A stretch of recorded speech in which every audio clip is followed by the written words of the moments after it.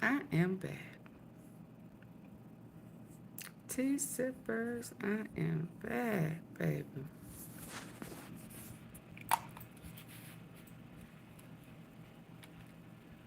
It's never enough.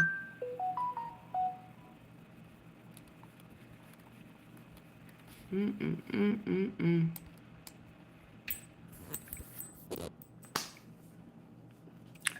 And are we convinced on who Mia is? One thing is for sure. She ain't black. And she was blonde head. But we finna listen to some things. I think I have a headache. Trying to come. Does that mean it's too much? It's too much tea? Too much tea? Too much Diddy tea? Baby, he's something else. I need to listen to this. I just saw this. And who else? Somebody else. Oh, some people, some celebrity men are having a change of heart in their view and take on what name did I give Diddy? Dirty Dangling Diddy. Well, what did I give him? I know it was something dirty. Dirty. Ugh.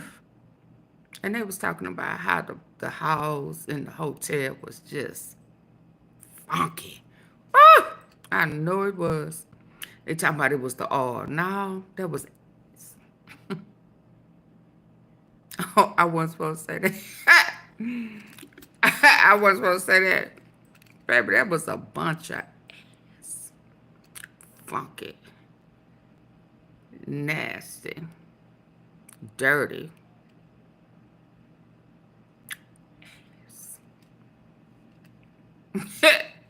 I'm trying to get ready, y'all. I am so tired. I gotta watch how I drink my water. I'm glad I don't eat bananas. But I do like some pickles, and I bought a whole jar, a big jar of pickles. I'm scared to eat them here. I'm scared on how I look eating that pickle. But anyway, I want to hear this because Capricorn done brought up, hey, plus size baddie, plus size baddie, plus size baddie. She came in kicking this shit. Plus size baddie. It's quite a few, and I was trying to let my phone charge. On one hand, trying to really figure out who Mia was. On the other hand, but like I came in saying, I've been seeing a few Hollywood cats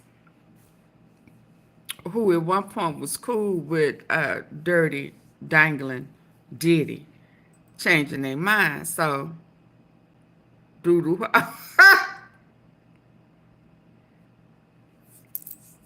Plus size baddie. Now, you know I can't hold that in like that. Who is she? Supposed to be his assistant that he essayed. Now, I may have gotten the assistants wrong. Hell, I didn't know he had so many assistants. I should have known he can't keep nobody. That's the whole, why you gotta force people to stay. Hell, if you was that good, you wouldn't have to force them. Yeah, but you mental. You mental. And you abusive. And you like taking it. If you were so powerful, you wouldn't have to take it. They'd be really just giving it to you. But you don't want it like that. You don't want them to want to give it to you. You want to feel powerful and take it. There's a name for that.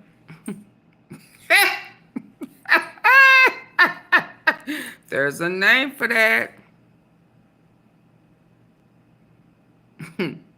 That kind of brought back some memories, y'all. That's why that chuckle was personal. Because I remember telling somebody that who said I belonged to them. And they were just going to take it. There's a name for that. I don't care who you are. It's a name for that. And if you don't want that name behind your name, you better wait till somebody give it to you. And if they don't want to give it to you, you might want to move on to somebody who wants to give it to you. It was said, check the VH1. It was said, check the VH1. She was on VH1.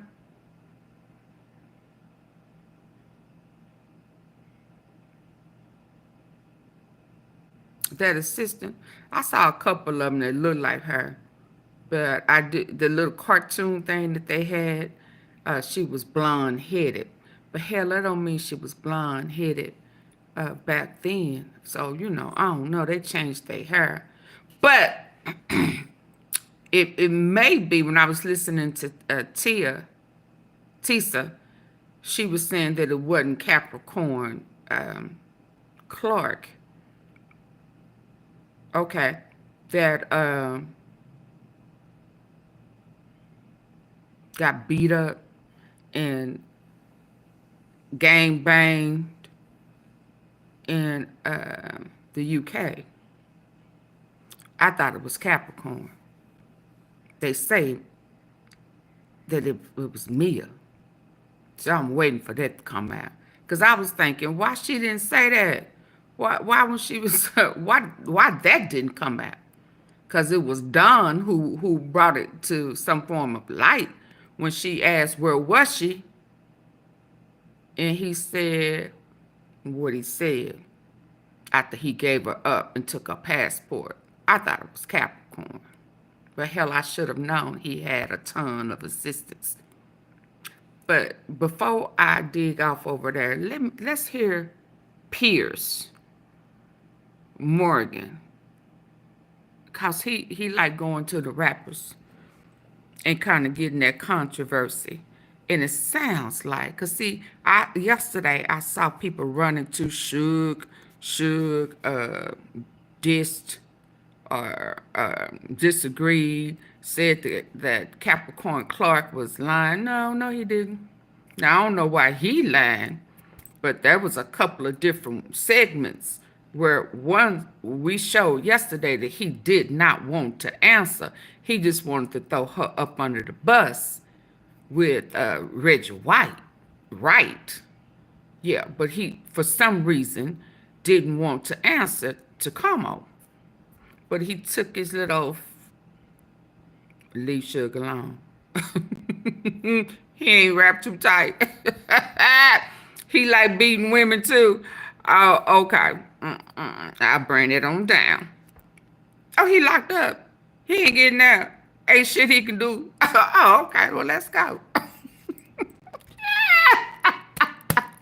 Then he took his fat old gray teeth ass over to Harvey and said that what she said, that's how she felt. That's how she felt back then. She felt like her life was in danger. So which one is it, nigga? So now you playing games. You lying for a piece of change. It's whoever pay you the most get the truth, because you dang sure didn't give it to Como. You just threw her ass up under the bus. Right? Then you walked your ass down the prison hallway and talked to TMZ and said, oh, well, yeah, we go way back. One of my baby mamas I got 2 kids by was her best friend. It's her best friend. She know the truth. And I knew about it. Did you? Yeah. What she said, that's how she felt. Did she feel threatened? Yeah, that's how she felt. So we ain't finna discredit Capricorn Clark.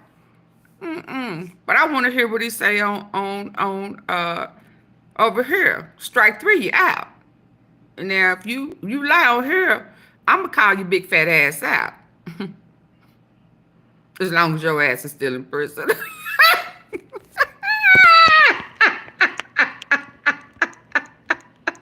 Woo! Hold on, let's go, y'all. Let's go. I'm not saying Puffy not guilty on majority stuff. He'd probably be more happy in prison than in the streets. Because he's in prison, he can get all the baby all he wants. Puffy that had sex with too many. Yeah, I wasn't expecting that.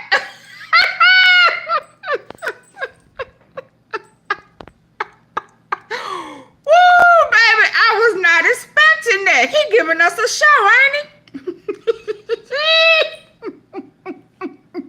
Let me back this up. I'm finna be entertained. What's Lord, Suge, I had no idea you was that funny. Yesterday he was saying he don't need to go. You know. I guess he remembered where his ass was for the same shit. So hell, if I lock that ass up. Lock that ass up. Oh, they about to lock that ass up.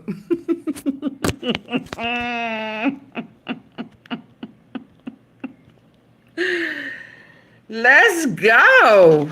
Okay, sure. I'm not saying Puffy not guilty on majority stuff. He'd probably be more happy in prison than in the streets. Because he's in prison, he can get all the baby all he wants. Puffy that had sex with too many higher up people in the industry. Now, I'm not talking about women. It's a big world, but it's a small circle. Reggie and Puffy definitely were lovers. It was a murder for hire hit. Only person know the truth. I heard that yesterday. It's me and Tupac. Sure. Do you believe that I heard that yesterday that they was lovers. I didn't want to bring it. I'm not saying Puffy not guilty on majority stuff. He'd probably be more happy in prison than in the streets. Because he's in prison, he can get all the baby all he wants. Puffy that had sex with too many higher up people in the industry. Now, I'm not talking about women. It's a big world, but it's a small circle. Reggie and Puffy definitely were lovers. It was a murder for hire hit. Only person know the truth, the real truth, is me and Tupac. Sure. Do you believe that Diddy and or Snoop Dogg were directly involved in that shooting? And I could have been an asshole and released that audio. Releasing that audio would have put Snoop in prison for the rest of his life. Well, returning to Diddy's sex trafficking trial now, I'm joined on the line by a guest who knows Diddy very well. Suge Knight is the founder and former CEO of Death Row Records. He joins me on the phone from the R.J. Donovan Correctional Facility in San Diego, where he's serving a lengthy jail sentence. Suge Knight, welcome to Uncensored. Don't put pink salt under your tongue unless you're really ready to stop looking like a whale swimming and see your jeans falling off in just 1 week. I heard that yesterday, y'all. Suge Knight, welcome to Uncensored. Hey, how you doing? I'm good. I'm good, thank you. Well, how are you doing? Every day is a blessing. You know, one thing about God, He continues to make us better. And, you know, before we get started is that I got on this journey, and the reason why it's so important that I feel we should always help each other to get better, to do better, because my journey got messed up from people in the music business. And a while back, I had got into it with two rappers in 91. In 95, I took a plea deal. But along that journey, David Kenner introduced me to the DA called Larry Longo. Larry Longo and David Kenner, I paid Johnny Cochran close to $1 million, I think it was. David Kenner $1 million. And they said, take the deal. There won't be no strikes, and there won't be no felonies. So Johnny Cochran wrote in and told them, this illegal sentence, make sure they go in and fix it and don't give me a strike. all that's on paperwork and all that I filed as a habeas. But the DA got fired. David Kenner got blessed. The DE got blessed. And I ended up with extra time on this sentence because my sentence carried 2, 6, and 11. They doubled me up for a strike I didn't have. So that goes to show you they can use things against you to cost you more time. They let Bill Cosby go because the fact that he's had an agreement verbally. Mine is in writing by my attorney, Howard Price. It says that I don't supposed to have no strikes. And they still haven't granted that to me. But the sad thing about all this, we call it Puffy, we call it Easy, we call it me. And it was just a situation where when you create something so big and bigger than life, people want to take it from you. And if they can't take it from you... So, Suge, just to jump in, what you're saying, because for viewers who are not familiar with the intricacies of your situation, in September 2018, you pled no contest to a voluntary manslaughter in a fatal hit and run 3 years earlier. Your conviction, along with the previous felonies, triggered California's 3 strikes law. You got a sentence of 28 years in prison. You'll be up for parole in October 2034 when you'll be 69. And what you're intimating there is that one of those strikes shouldn't have been on your record. Is that have I read that correctly? Neither one. Neither one of those strikes should be on my record because I don't supposed to have any strikes. Also, they had proof of the guys with guns. They got proof of tapes where Andre Young paid these guys to kill me with a personal check. $20,000 here, money there, and they all agreed they was paid to kill me. And the fact that if you really look at the whole situation, it started with One Oak. Same people at One Oak got shot 7 times. Same people at Tams tried to kill me. Same thing if the FBI says it's a price on your head, they want to kill you. So when somebody tried to kill you and you get away, how did I end up in prison? But the most important thing about this, they denied me to go. They wouldn't let me go per, but David Kenner, my attorney, did the most crookedest thing on record that you can possibly do. And this is a guy who's getting this, they're trying to disbar him in 24, 25, 21, and they never reported that to the courts or to me. But past that, the situation is this. A lot of crooked cops got involved in hip-hop. Those same crooked cops, I felt that cost me my freedom, cost Puffy his freedom for now, cost a lot of people bad situations. And I think that they cost the most biggest 2 rappers in hip-hop history, Tupac Shakur and Biggie Smalls, their life. Everybody points the finger at everyone, but it all comes back to the same authorities. Even as you know, Suge, you mentioned Tupac there. Obviously, it was 1996. I mean, incredible to think it's nearly 30 years ago when he was shot and killed. You were alongside him in the car. Many people have speculated since that Diddy ordered that. Upgrade 101, stick to the topic. Is that your belief? Please. Well, first of all, I got a bullet still today. Oh, Chopper. You talking about Chopper? An inch to my skull. You can look at my medical records and see the x-rays and see it's in my skull. From Making the Band. They didn't remove it because they said if it would have went another inch, either I'd have been a vegetable or dead. Now, as far as... Got it. But you didn't say hey to me. Puffy did and didn't do. But, just the facts. I like Chopper. The facts of the matter is this. It was a guy named Reggie Wright Jr. But let me. This is finna get. Was over security. He didn't work directly for Death Row, but he had a security company called Right Way Security, who did security for Death Row and Biggie with off-duty police officers or guys with a CCW. Everybody knows when we go to a fight in Vegas, we're going to be at the Tyson fight, and we're going to be at my club they call Club 662. You can go to that club and you'll see Mary J. Blige perform, Jodeci performs, Tupac performs, Snoop and the Dogg Pound, Andre. I mean, unbelievable talent in one place. That night was going to be Run DMC East Coast night. Reggie Wright Jr. told the security they can't carry firearms. The sad thing about that, Pac hated Reggie Wright Jr., so he had fired him before any of that. I don't know the right date, but I'm quite sure it was. This paperwork just shows it.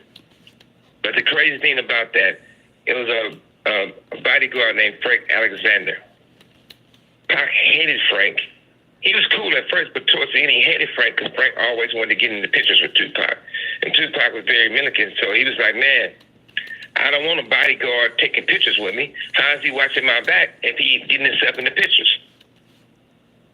So I hired a guy named Michael Moore and told him to bring another off-duty police officer because they kept their gun and they was real aggressive by protecting Tupac. So on the way to the fight, Reggie Wright Jr. tell Michael Moore he can't carry his weapon when he's doing bodyguard work for Tupac. Michael Moore said, well, I'm going back to the hotel. If I can't carry my gun, I can't protect myself or Tupac, so I'm not going.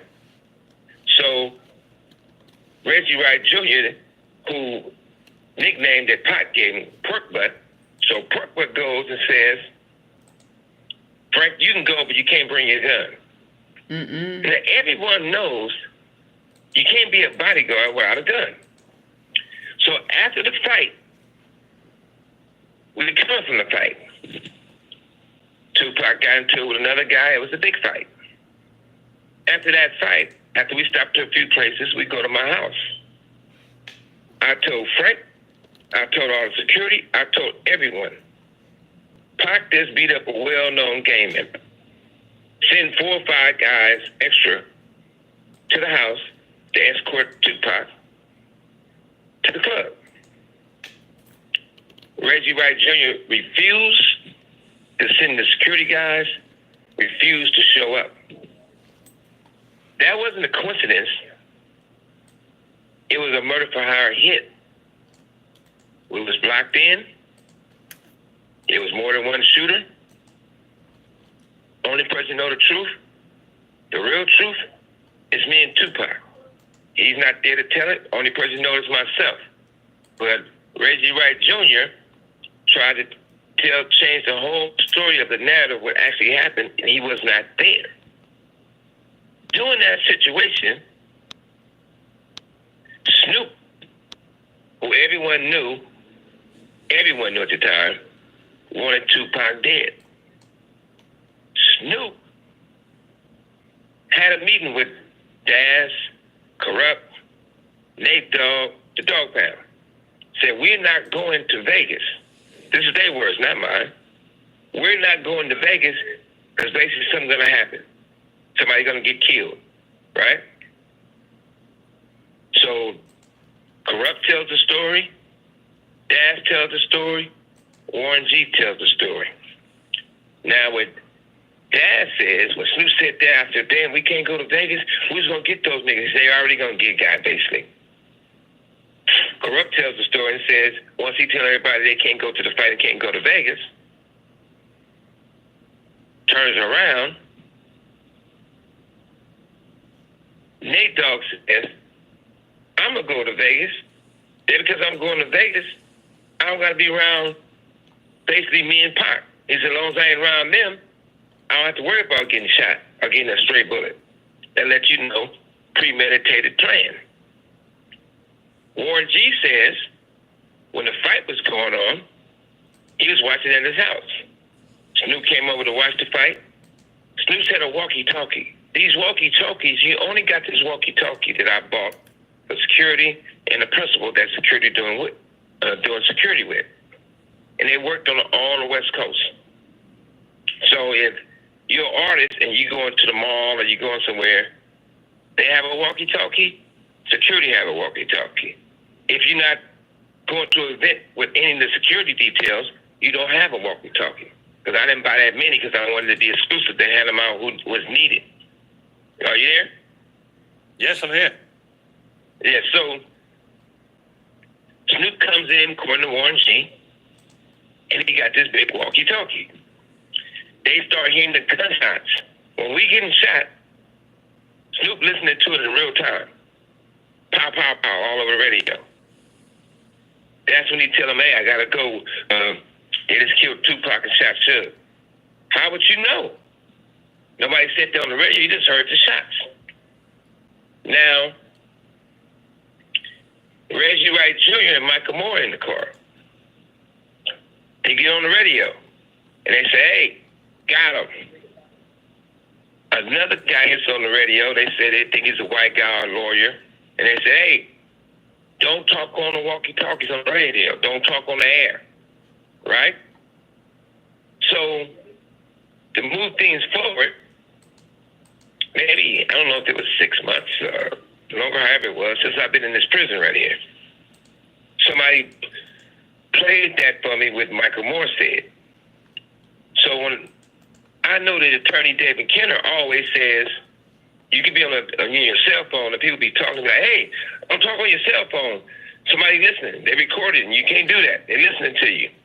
So I know that's his saying. So jokingly, I told David, I said, hey, was that you on the walkie-talkie? Because that's your line. Don't talk on the phone. Now you're the one saying don't talk on the walkie-talkie. So that being said,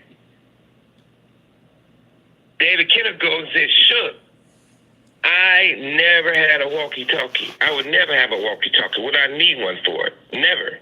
So I'm saying, wow, he's so bent out of shape, but I was joking about it, right? I said, you never had a walkie-talkie? He said, that's not me talking on a walkie-talkie.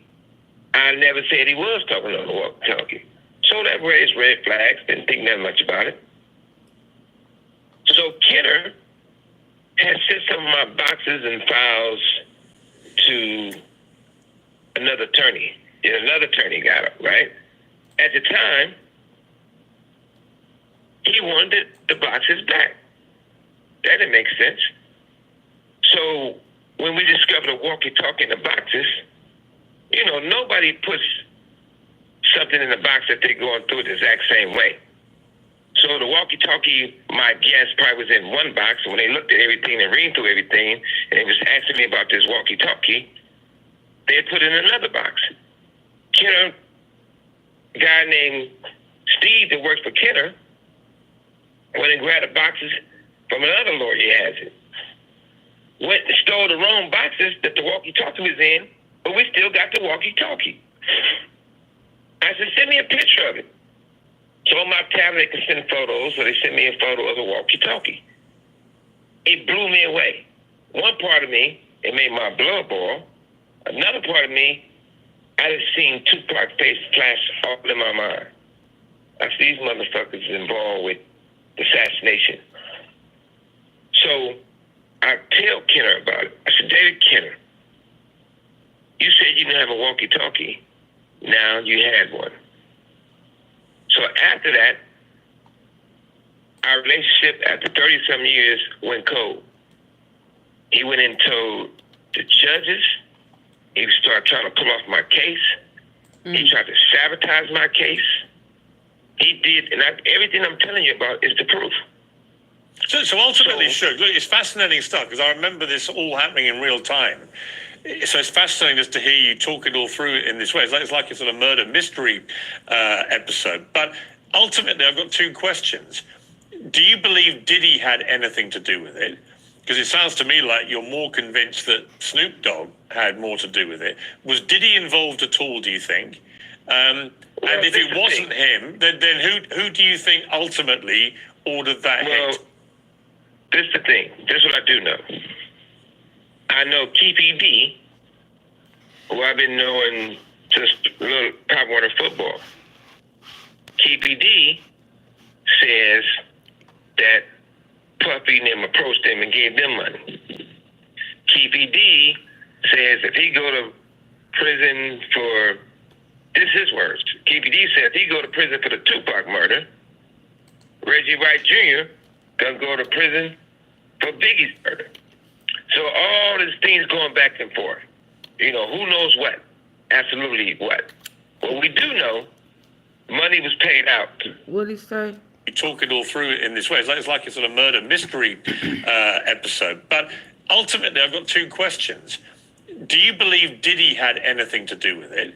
Because it sounds to me like you're more convinced that Snoop Dogg had more to do with it. Was Diddy involved at all, do you think? And if it wasn't him, then who do you think ultimately ordered that hit? This is the thing. This is what I do know. I know KPD, who I've been knowing since little Pop Warner football. KPD says that Puffy and them approached them and gave them money. KPD says if he go to prison for, this is his words. KPD said if he go to prison for the Tupac murder, Reggie Wright Jr. gonna go to prison for Biggie's murder. So all these things going back and forth. You know, who knows what? Absolutely what? Well, we do know money was paid out. Well, we do know, according to these guys, to the police, not the police are actually doing the investigation, the cricket cops. You got to remember. Did you ever ask Diddy directly if he'd been involved? Well, that question would be no. Since all this happened, I never had a situation to have a conversation with Puffy. Majority of the time, Puffy see me, he going out the back door or going down the street somewhere. So that means that Capricorn was right. That I ever had a conversation with Puffy, and it wasn't even a real conversation. I was at the Roosevelt Hotel having dinner. Somebody came over to my table and said, Prince wants you to come watch his show right now. I said, Prince performing? I said, yeah. And Prince a real gangster. Prince, he liked the bullshit. So I go in, and they set me at a table with Puffy, Nas, a few other people. Prince playing his guitar, and he walked to the table and looked at me, looked at Puffy, and started laughing. You could tell he planned the whole thing. Next thing I know, I lean over and tell Puffy a few words. And before I could finish what did he say? I never. So I go in, and they set me at a table with Puffy, Nas, a few other people. Prince playing his guitar, and he walked to the table and looked at me, looked at Puffy, and started laughing. You could tell he planned the whole thing. Next thing I know, I lean over and tell Puffy a few words, and before I could finish my sentence, Puffy gets up, his people gets up, and they cover him with coats and run him out the hotel. And what were the words you said to him before he ran? Watch what eating before bed does to your skin. God. What you eat for dinner might have a greater impact on. You got a lot of explaining to do. Rat motherfucker. Well, I ain't gonna cuss on your show. I said, you got a lot of explaining to convince me that you didn't have nothing to do what they said you did. So, that's that. But, you gotta remember one thing. I'm not here to bring a person down in hip-hop. The culture of hip-hop is so important, and it was so powerful. It had been done so great. But The culture I of still hip-hop stand brought behind its what I own stand setback. behind. I mean, these... But I'm going to come to Diddy's case, which I know you have a view about, where you think he should walk, and many people. I interviewed Ray J, who said the same thing. But obviously, you've just revealed a very fascinating moment where you confront P. Diddy in a club when he's known as Puffy at the time, and you basically tell him he's got a lot of explaining to do about the murder of Tupac and the attempted murder of you. I mean, that's a dramatic encounter. Yeah, it's a big world, but it's a small circle. You know, Ray J and Puffy was closer and closer. Ray J tells a lot of stuff, and it's not up to me to tell the story because that's Ray J's story. But Ray J and Puffy definitely were lovers. Puffy allegedly gave him $10 million to, you know, Lover. to an album. They never put one song of two brothers loving each other, whatever it's supposed to be in. You know, it's just, to me, we have so much. If you look at all the bad things in hip hop, when it's all said and done, it comes from just to be clear, what I think you just said, Suge, you just said that Diddy and Ray J. Reggie were lovers. Is that what you said? Ray J. I said Ray J and Puffy was lovers. Really? Ooh. Yeah. Was that well known? Of course. No, it wasn't. But ultimately, The Suge, do you key believe of it all. that Diddy and or Snoop Dogg were directly involved in that shooting? Good people at the T Palace. Did we know that? Did we know that Ray J and Diddy was lovers? Frankie and Johnny were lovers. Did we know that there was top and bottom? No, we knew Stevie J. Stevie. We knew Stevie J. Stevie. Now, a long time ago, I saw that video of him in the WB, the W boy. Yeah, I saw that. Yeah, I saw that.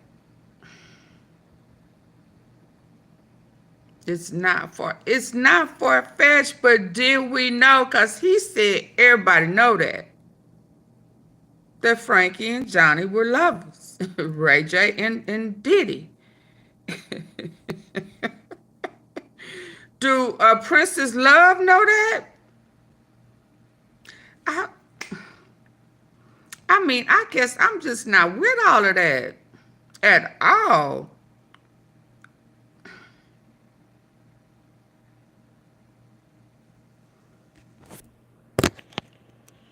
Baby.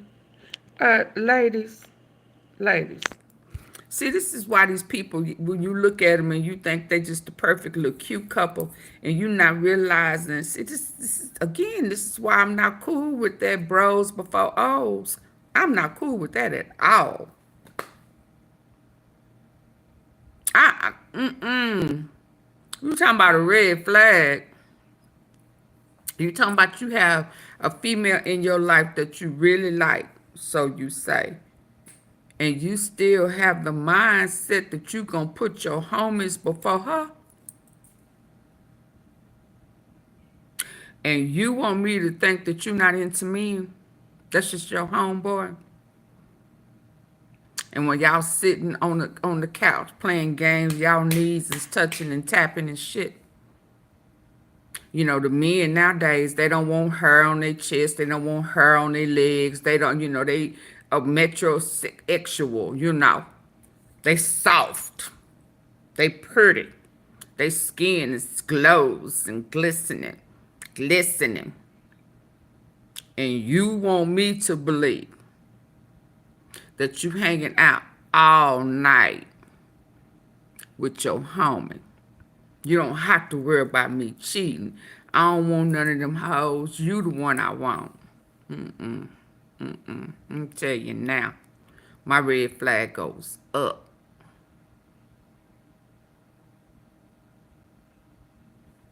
Ain't no bros before your woman. You crazy? You crazy? That is some undercover to me.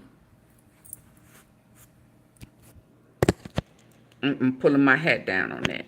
Let me go back.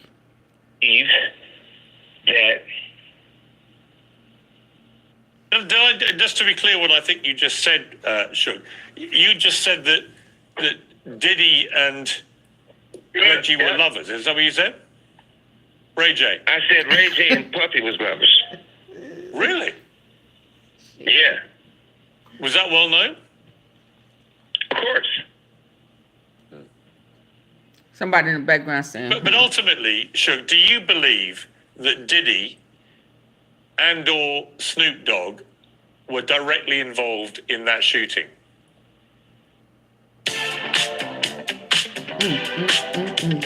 Baby, the tea is hot, ain't it? I believe that I'm putting it to you like this. Say it, man. When you take Death Row, you take Bad Boy. Puffy and I was friends. When Puffy would come to LA, I could pick him up from the airport a lot of times. We'd hang out. If I do an event in New York, Puffy then came to my event and DJ'd the whole night for free. So you can't say we wasn't friends. But later on, right, people from Death Row and people from Bad Boy, regardless of their securities or not, they remained friends. And I didn't tell my people, you shouldn't. I'm quite sure Puffy didn't tell his people they shouldn't. I don't think. I'm not in his head. But I do know this. We was going to an event, the Soul Train Awards. When we was going to the Soul Train Awards, me and Pac was in one car. We had a bus and a whole bunch of more cars. It probably was 100 deep. But everybody had tickets. Reggie Wright Jr., who's head of security for us, called Bad Boy people. He feel like Reggie White Jr. set him up. Who's doing security for the Soul Train Awards, and said, hey, only let Suge Knight and Tupac in because they got almost 100 guys with them. You don't want no problems. So, and eventually, our guys had to bust past the police. He wanted me and Tupac to go in there and fight all those guys by ourselves. They even pulled guns, right? But our guys came in, and that's what happened, right? When you look at that situation, Buffett. and you look at it's a guy named Gene who does security for Puffy. I know what the recordings say, what people say, and what the proof is. What Reggie Wright Jr. says. By the way, I always say this because he liked me to call him Pork Butt because he happy about that because that's the name Pac gave him. What Pork Butt says is that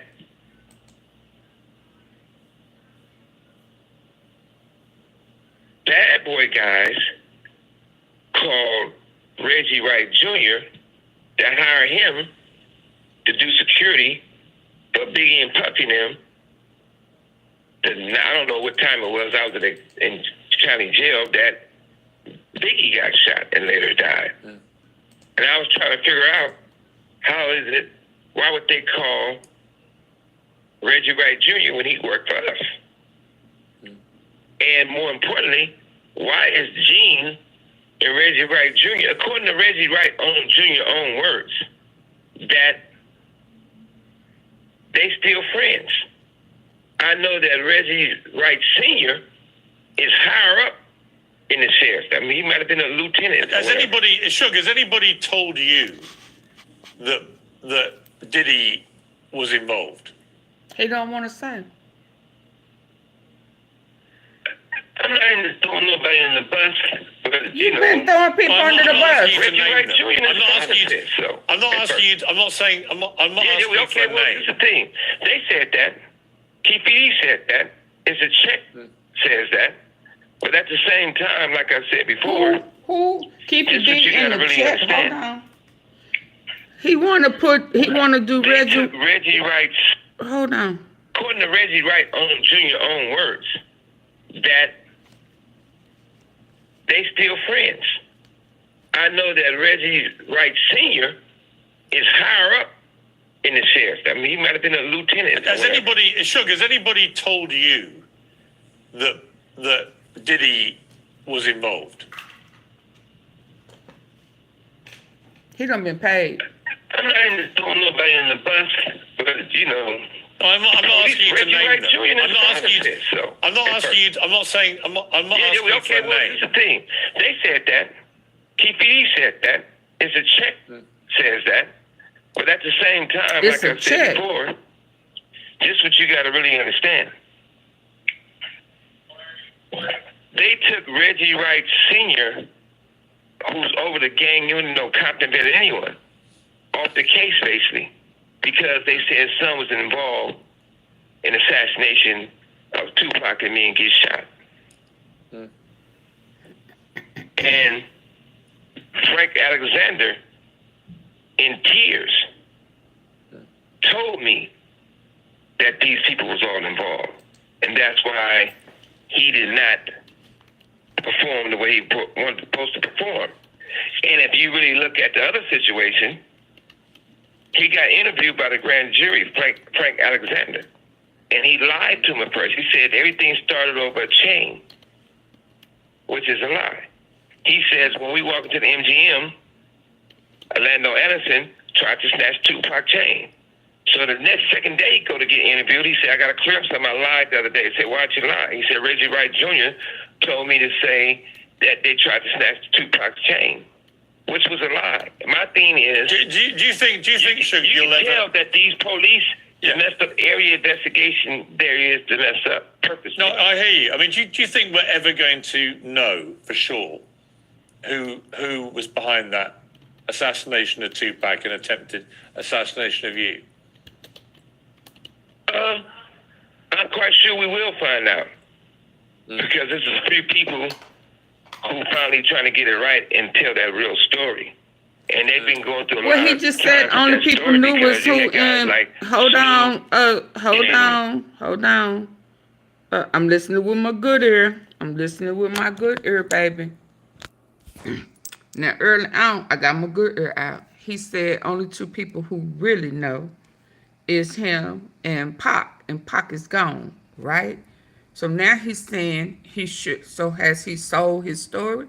What? Because it's sounding like the way you dancing, you tapping around, answering about Diddy, like Diddy done paid you off.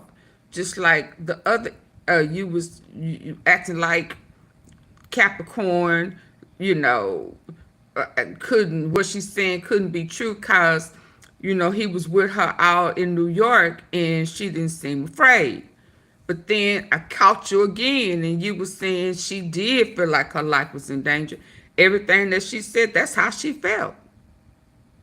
So which one is it? Now, what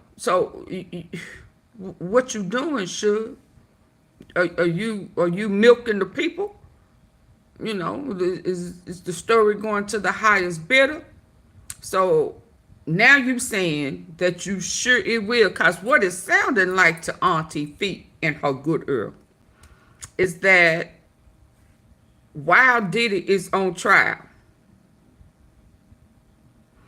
somebody, some shape, form, or fashion, in the remaining 4 weeks, maybe 3, it's going to come up in somebody's testimony that he was part his organized crime. Now you hinting to that Reggie Wright was on his payroll as a dirty cop. That's what you're hinting to. That's what I'm hearing with my good ear. Okay? That's what I'm hearing. And so you keep chipping at Reggie Wright. You couldn't answer the question yesterday. I told you I was listening with my good ear. Yesterday, you couldn't answer Como for putting Reggie Wright out there again.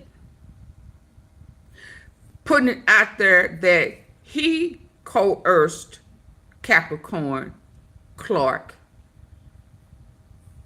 to give up the cookie, even though she didn't want to, because she couldn't pay for some windshield.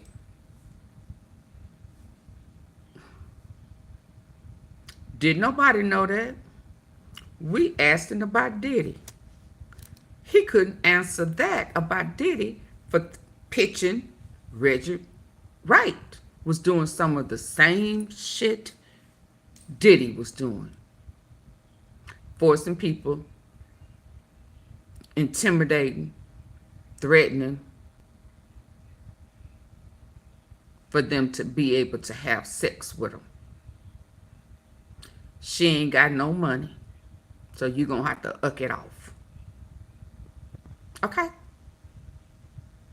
So now you bringing them up again.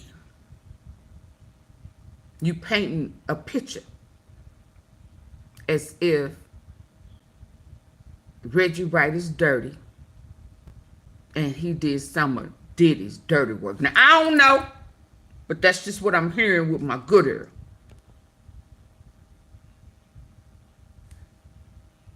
And while you're doing that, you are almost refusing to answer the question. So you are creating this narrative. But then you also just said that you're sure that the truth is going to come out. Because either it has to do with Reggie, right? Gene Deal finna tell it. Because you say, it sounds like somebody is kind of hell-bent on telling it, and it sounds like they on their way to put it out. But let's keep listening. With your good ear, y'all, this is good tea. Good hot tea. We done found out for sure. Well, I believe him. Because when he went in, didn't he leave shit to Ray J to continue to operate Death Row?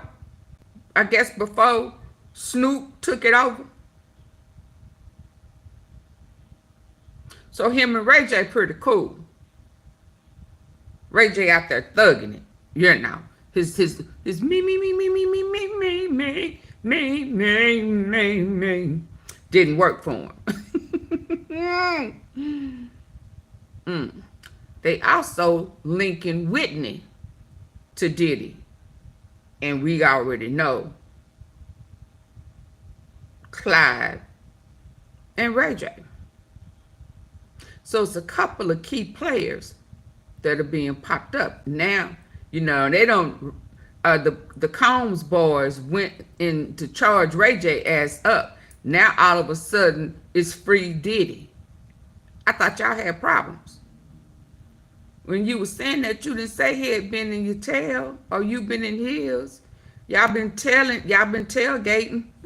Oh, Lord. They the tailgate team. What? Reggie Wright Jr. and all these people calling these people trying to basically threaten them.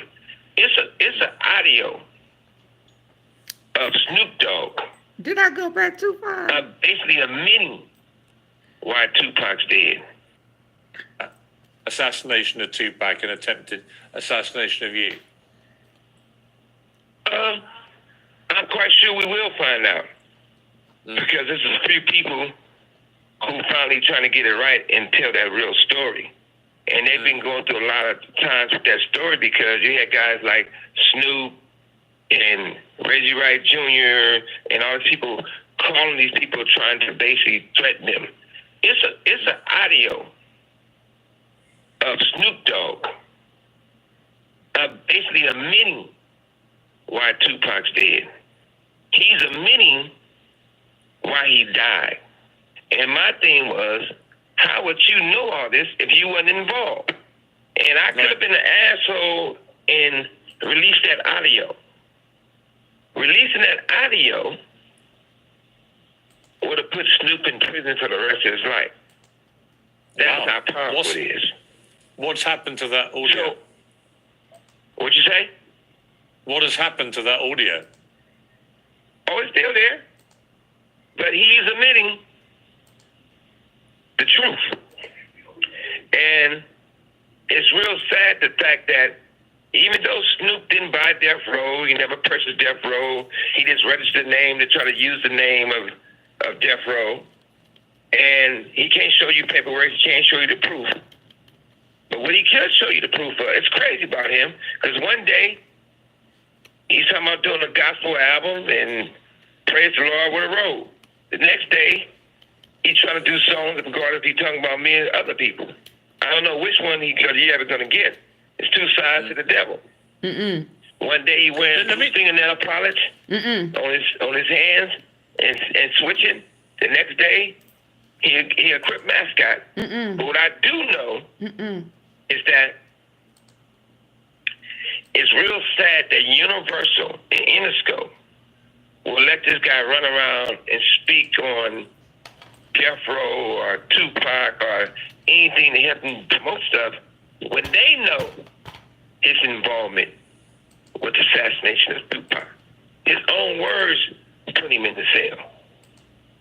So it's so sad that when something comes out, these guys turn around and try to flood the media with different stuff, with different narratives.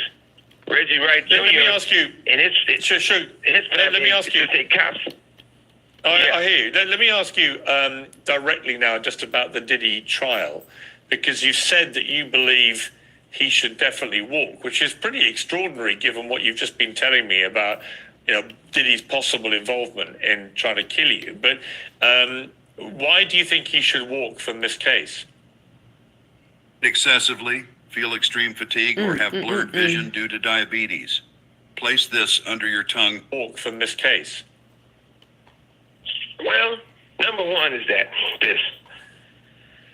To say he had brought a racketeering and make a case, they would have to put other executives in custody also, which they would never do. It's a guy named Jimmy Iovine. I consider him family. Been known him forever.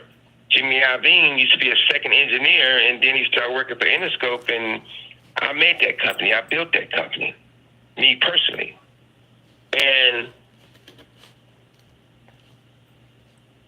Puffy beat up a girl named Capricorn. Beat the shit out of her. Jimmy Iovine, one of Puffy guys, and Puffy approached Capricorn. And Jimmy told Capricorn, you're going to take this money, and you're going to shut your mouth and leave it alone. And I'm going to give you $1 million. Puffy didn't give Capricorn $1 million. Jimmy Iovine gave Capricorn a check from Interscope. And Universal should be ashamed of their fucking self that this big old publicly traded company will allow Interscope to give this girl $1 million check. And this woman, rapper, not a singer, just to be clear, Capricorn Clark, she's actually been giving evidence in the case. She was your former assistant, and she... No, she wasn't my assistant, but she did hang around Death Row. She was Puffy's assistant. After she hung around Death Row. But what I'm trying to say is... She worked for Death Row. Jimmy gave her that $1 million check. She got mad because she felt that's a settlement check, and the settlement check, you don't have to take taxes out of it. So when they told her she had to pay taxes on it, she get pissed. But I feel bad for Capricorn, not because she's just lying, but I feel bad for Capricorn on the simple fact she went through a lot. But the other part about all this, if you're not going to say nothing to Jimmy and Interscope for doing something illegal, why would you just put Puffy in prison? Yeah, but they have to do the investigation on them. Do Puffy do weird stuff? If Puffy got on the stand and told the truth, I know he'll walk. If he got on the stand and say, look, I'm gay and straight. I mess with guys. I mess with women. No, you ain't I straight. do it all. Puffy not guilty for the things he did to these people. He's guilty for being a cold, freaky man that want freaky things done to him. He don't want to acknowledge the racketeering because he did it. He was having sex with the men also, because that'll make him like it's an orgy. It won't be like sex trafficking. It won't be like forcing stuff to do. But at the end of the day, there's no way Puffy should go to prison for the rest of his life. He should have. I think that. I was going to say, Suge, you talked about Capricorn Clark, that he beat her very badly. He beat Cassie Ventura very badly. He was clearly very violent towards women. But that's he was not too. A nice man. somebody who does that, clearly. But what you're saying is you don't... What is this? I don't mean to cut you off, but it's like this. I'm not saying Puffy not guilty on majority stuff. He should go to, and he's done. He just said he's not guilty by himself. Because even if he went to prison, it'd probably be a better thing. He'd probably be more happy in prison than in the streets. Because at least in prison, he can get all the baby all he wants. He can have all the men he wants, anyway, anyhow, and all day and all night. But what I'm trying to say is that some of the things the charges is not true. But I know they're not going to let Puffy go to prison. You know Puffy not going to go to prison.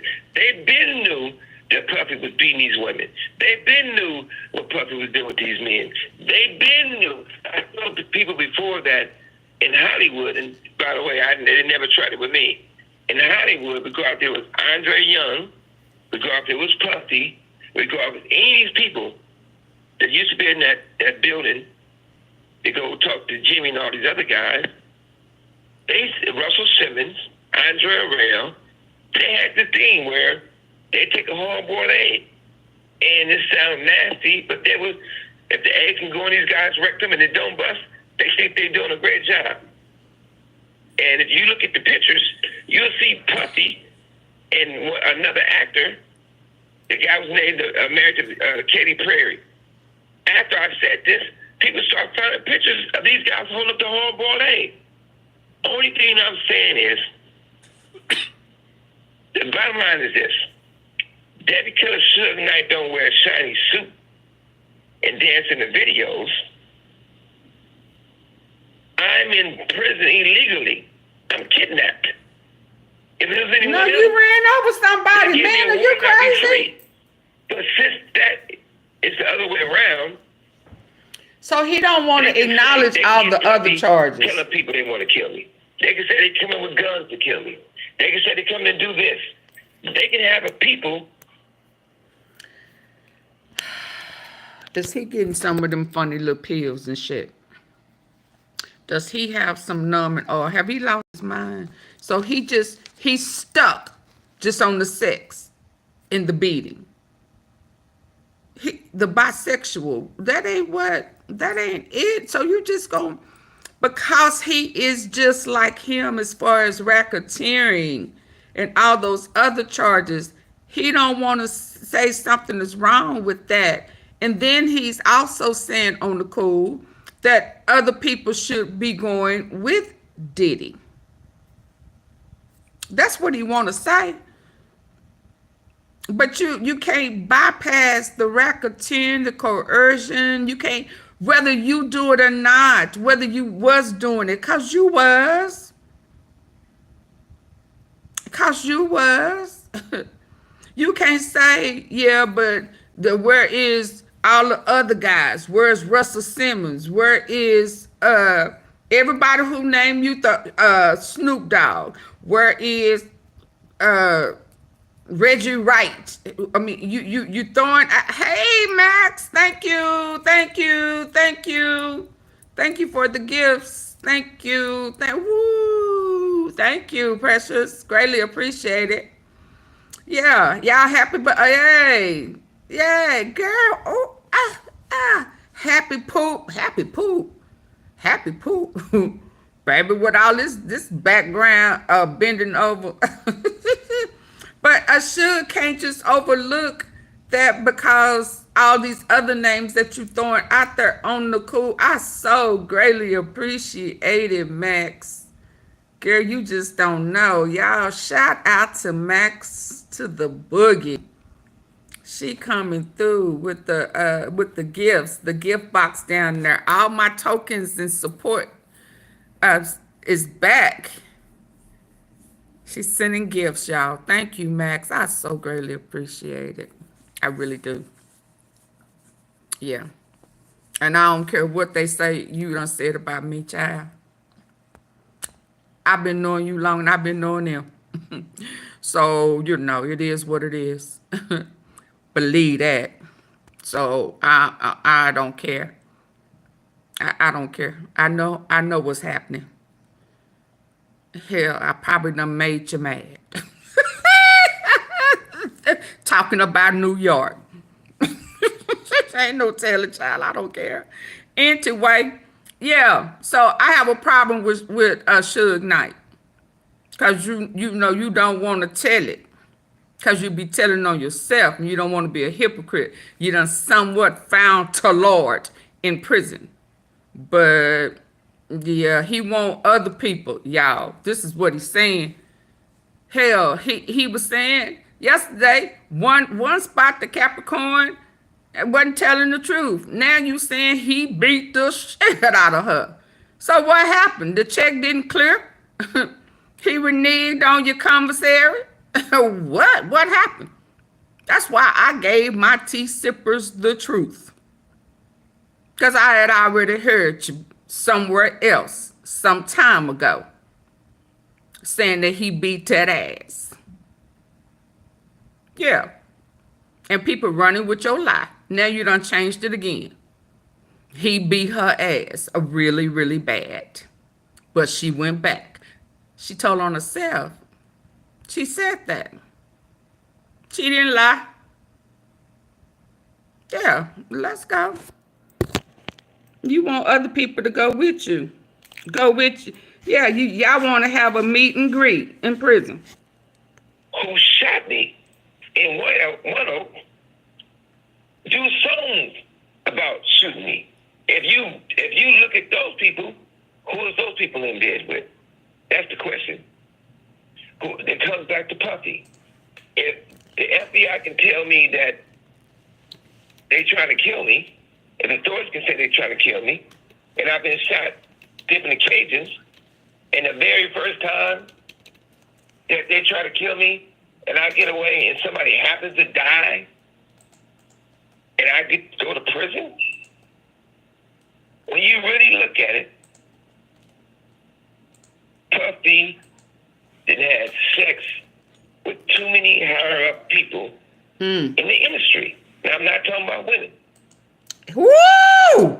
You get convicted. Did you hear him? That's what I believe. You're talking about senior male record company executives. Exactly. Oh my God. Watch out. Caesar Milan wants you to hear this. Oh my Caesar, God. did you ever feed your dogs kibble? I fed my dogs kibble for a long time. Oh my God. He said too many. Extraordinary. He said extraordinary. Hold on. He said You were there. he said he done. If they try to kill me, and I get away, and somebody happens to die, and I get to go to prison? When you really look at He it, said he done shoot me. If you look at those people, had who is sex those people in with bed too That's the many question. higher It comes back ups to Puffy. executives. If the FBI can tell me that they trying to And he kill ain't me, talking about women. and the authorities can say they trying to kill me, and I've been shot different occasions, So that means them women ain't never had a chance. That's why he ain't never married no female. I tried to tell y'all. He ain't like women. For real. And that wasn't nothing that Cassie could have done. He wasn't turned on by her. He was turned on by the men. Sitting over there in the counter, using his strong hand. His strong hand. He had a love affair while she was doing what she was doing, and he was looking at the men. He didn't care shit about her. He was dragging the hell out of her, beating the heck out of her when she didn't want to do them freak offs, because he wasn't going to be able to get off because he needed to see some dangling. Them ass whoopings was behind some dangling.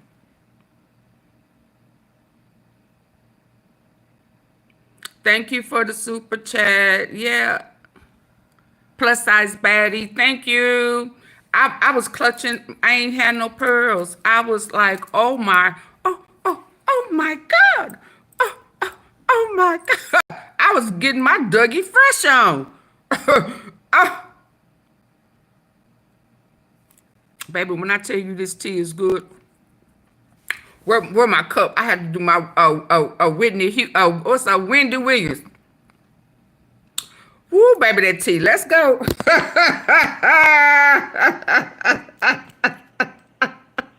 And the very first time, Ray if they try J. to kill me, and I get That's away, and how somebody I happens to know die, the jury gonna be hung and I up. get to go to prison. Diddy's rich When you friends really gonna look come at it- through. No, they're not. Let me tell you something. No, not this time. See, if that was the case, he would have never got charged. If that was the case, whoever the FBI informant that he had that normally would give him the heads up about the raids and stuff, he'd have got that call. See, the difference is, which I don't know what he talking about. He's still thinking things ain't changed and they have. See, the problem is they got them tapes. And they know who could possibly be on them tapes. And see, now them higher ups and them top executives pissed because he let them get them tapes. And some of them didn't know that their asses was on it. That's why you got, especially in Jake's leaving. I know he had a heart attack, but hell, him being threatened about it and coerced and blackmailed about being on some tapes. Funneling money through churches and shit. Yeah, all of that.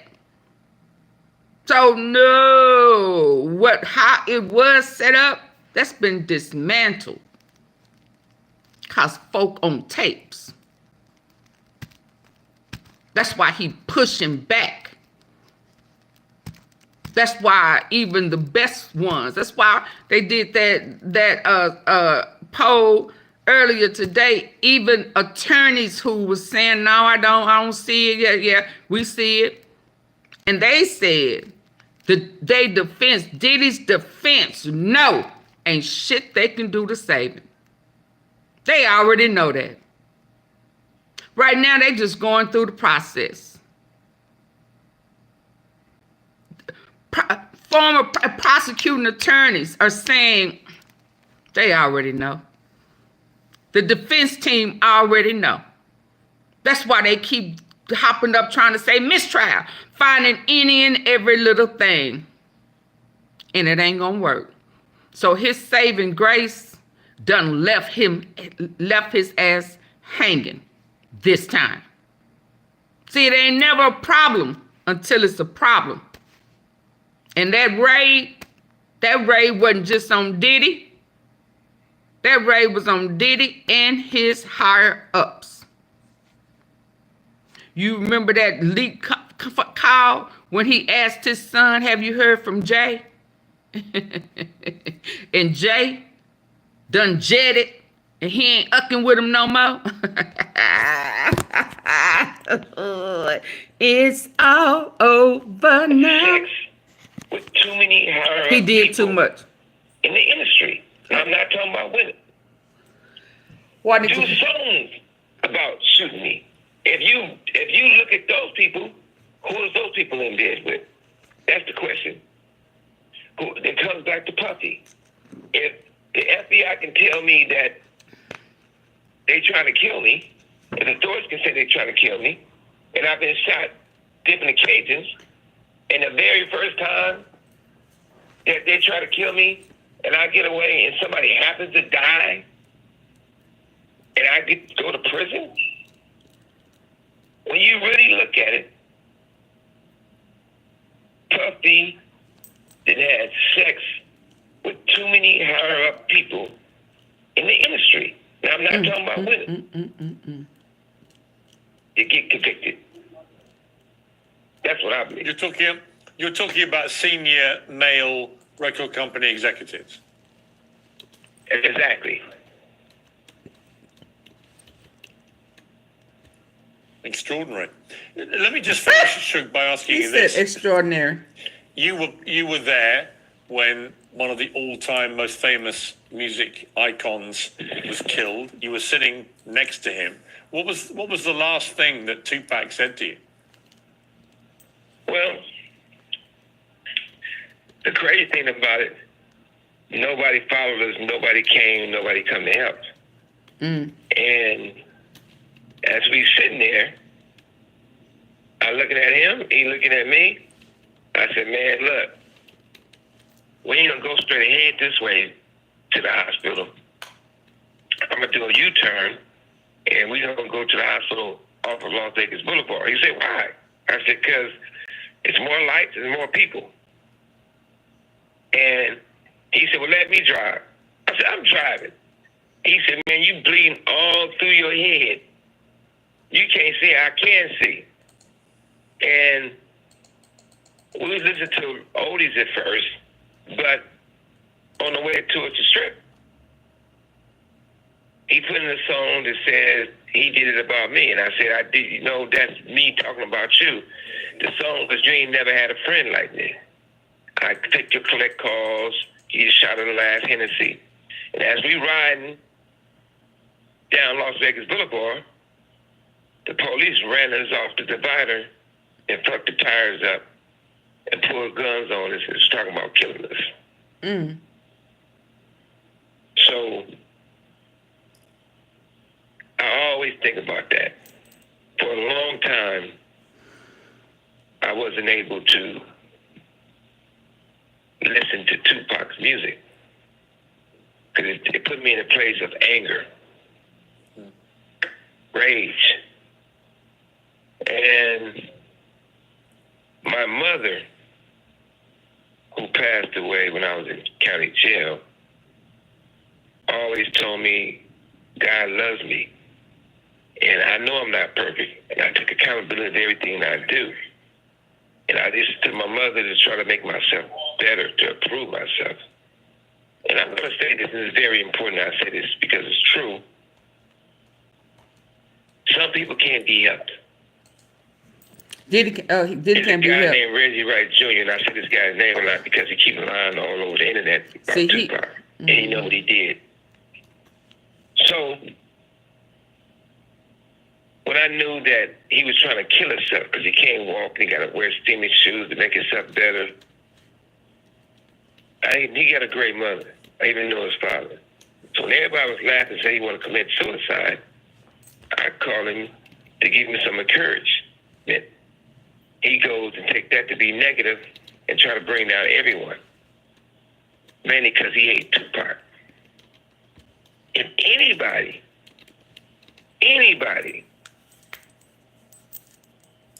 had a lot of involvement of the Tupac situation. Oh. I had my husband take a photo for me and show me my results, and literally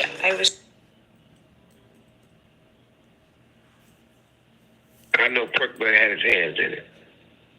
Who? Right, Jr., and I say this guy's name a lot because he keeps lying all over the internet about Tupac, and he know what he did. So when I knew that he was trying to kill himself because he can't walk and he got to wear steamy shoes to make himself better, he got a great mother. I even know his father. So when everybody was laughing and said he wanted to commit suicide, Oh, you can't say that word. to give me some encouragement. He goes and take that to be negative and try to bring down everyone, mainly because he hates Tupac. If anybody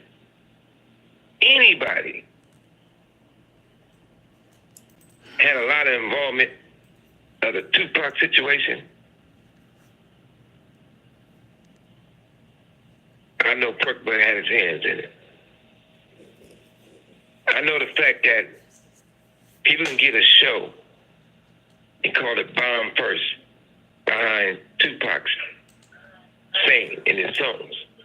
And every person they bring on that show talks bad about Tupac. Talking about he was raped, he was a punk, he was scary, he was aped. Did he say he was aped? Not true. Did he say he was aped? Had a lot of involvement of the Tupac situation. I know Perkman had his hands in it. I know the fact that people can get a show and call it Bomb First behind Tupac's saying in his songs. And every person they bring on that show talks bad about Tupac. Talking about he was raped, he was a punk, he was scary, he was stupid. All these things are definitely not true. There's a person involvement of assassination of Tupac Shakur. I do know one thing.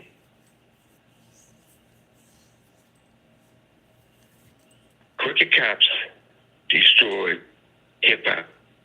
When I talked to Tupac and I said, look, man, you and Biggie need to do an album together on Death Row, of course. We can make it 4 CDs in one package. The reason why I said that, I was in a hotel room, me and Tupac.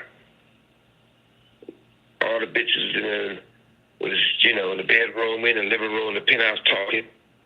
And he was on the phone with Biggie. When they had their conversation, I didn't see enemies. I seen that Tupac was hurt because he loved Biggie. And I knew Biggie loved Tupac. The reason we bothered Tupac so much about Biggie because he felt Biggie set him up when he got shot in the studio in New York. And that's all he wanted to say. But Biggie, I had to beg a bitch to let you sleep on the couch. Biggie, I always held you down. You my brother. At least you was my brother. And then now he put the Biggie on speaker. And you can see Biggie telling Pac, I would have never set you up and, get shot. That wasn't me. And then to the point where, to one point, he sort of threw Puffy in the bus. And the reason why I say sort of, because he said, Pac, you my man. He said, that's more like Puff. At least I ain't going to say all that. Basically, I wouldn't have did that to you. And I could see Tupac was relieved, but he was still angry at the fact he felt that Biggie didn't do nothing to stop it. So me being a businessman, me being an older brother to Tupac, I said, man, seeing you got your answers. I said, I could tell you down about the situation. He said, man, you know what? He said, Biggie's my brother, man, but I hate the motherfucker, but sometimes I love the motherfucker. And he had that old Tupac laugh and do a grin about it. Had a big grin. But I'm going to say this before I go. Ted Carter was a friend of mine who happened to pass away by accident that I'm in it for. And to the point where his family was suing me. I told David Kenner, he related to the lawyer representative named Lance, that I would give the Carters, the wife and the 2 daughters, $2 million apiece. I was prepared to get them $6 million. They was going back and forth to get it done. Attorney Jasmine Mine got involved and then they helped get the situation for Kenner. But I felt bad because they said, we don't got to give them that. They dumb. We're going to give them less than that because they dumb. Lance made me angry because he told Karen them that Lydia Carter is a drunk. Well, who wouldn't be a drunk? You lose your husband. She said she's a drunk alcoholic and her breath smells like shit. Her breath always stinks. That pissed me off. But more importantly, now hit the like button, please. Lance sold the Carters out. I knew one thing. Once Attorney Jasmine Mines got involved, and she being a woman, I knew that was going to change the whole, not that she's not smart, but it was going to change the whole look of the case. And then when you look at the thing in court, in the settlement, the last day in court, you got Lydia Carter and the 2 daughters sitting on one side. You got David Kenner Attorney Jasmine mine, and you got Lance sitting next to Jasmine on my side. Crazy stuff. The Carters and saying that he sold them out because he rather sit next to a pretty girl. Crazy stuff. Suge Knight, we've run out of time, unfortunately. It's been fascinating to talking to you on Uncensored. I really It's great appreciate talking to you. I'm out of time myself. Hey, put it to you like this. I ain't saying I'm perfect, but I am Suge Knight. I'm out. Ooh, Thank you for your time. I appreciate Thank you, it. Suge. You gave us, baby. He gave up the tea, didn't he? He gave up the tea.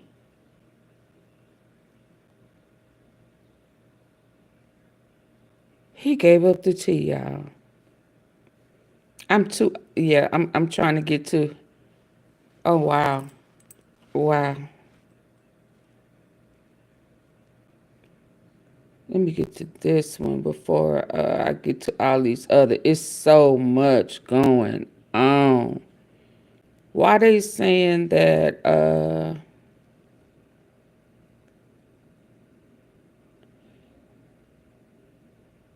the girl that she had the jury crying today? Her testimony had the jury crying. Diddy was going to kill. Yeah, they said she had the jury crying. I wanted to hear this for pressure. I'm trying to see where it's at. I got it just for pressure. He be talking about the jury. Where is it at? Did I not save it? Did I not send it to myself? Did I not send it to myself?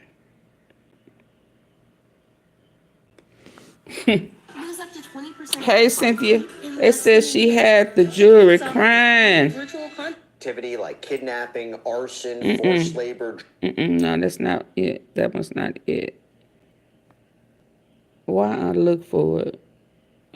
Let's listen to this one. Man, yesterday, y'all, Diddy's team messed up with Capricorn Clark on the stand. So Capricorn Clark, they went through a lot of things, and she was able to fill in context for a lot of things, and we'll get to that. But the biggest mess up for me was Who Capricorn Clark is? Capricorn Clark is a previous personal assistant of Diddy's. She also came back to work for Diddy as like a head of marketing of some sorts for Sean John. She's had a few different roles because she's worked for him off and on since like 2011. But yes, so she's on the stand. They're running through like, the Kid Cudi story, which she told a different story. The Suge Knight, which she tells a different story. The lie detector test.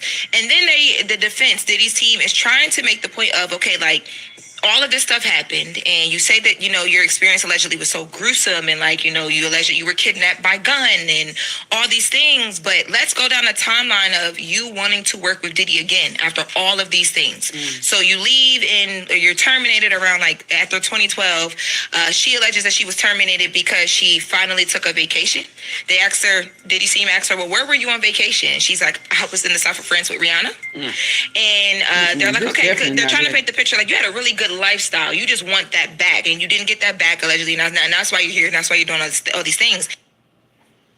And she's like, they bring up an email to show that she was That's not it. in conversations about being upset that they were upset that she took this vacation. She says she gets back and she was terminated.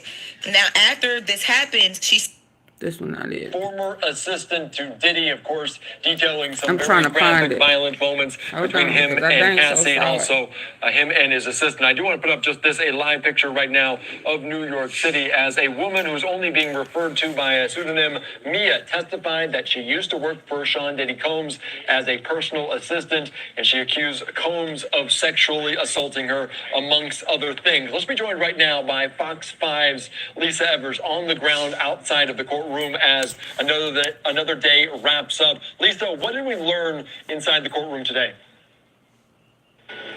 Well, Andy, first of all, let me tell you that there was unusual security and privacy concerns surrounding this witness who was using the name, as you pointed out, the pseudonym Mia.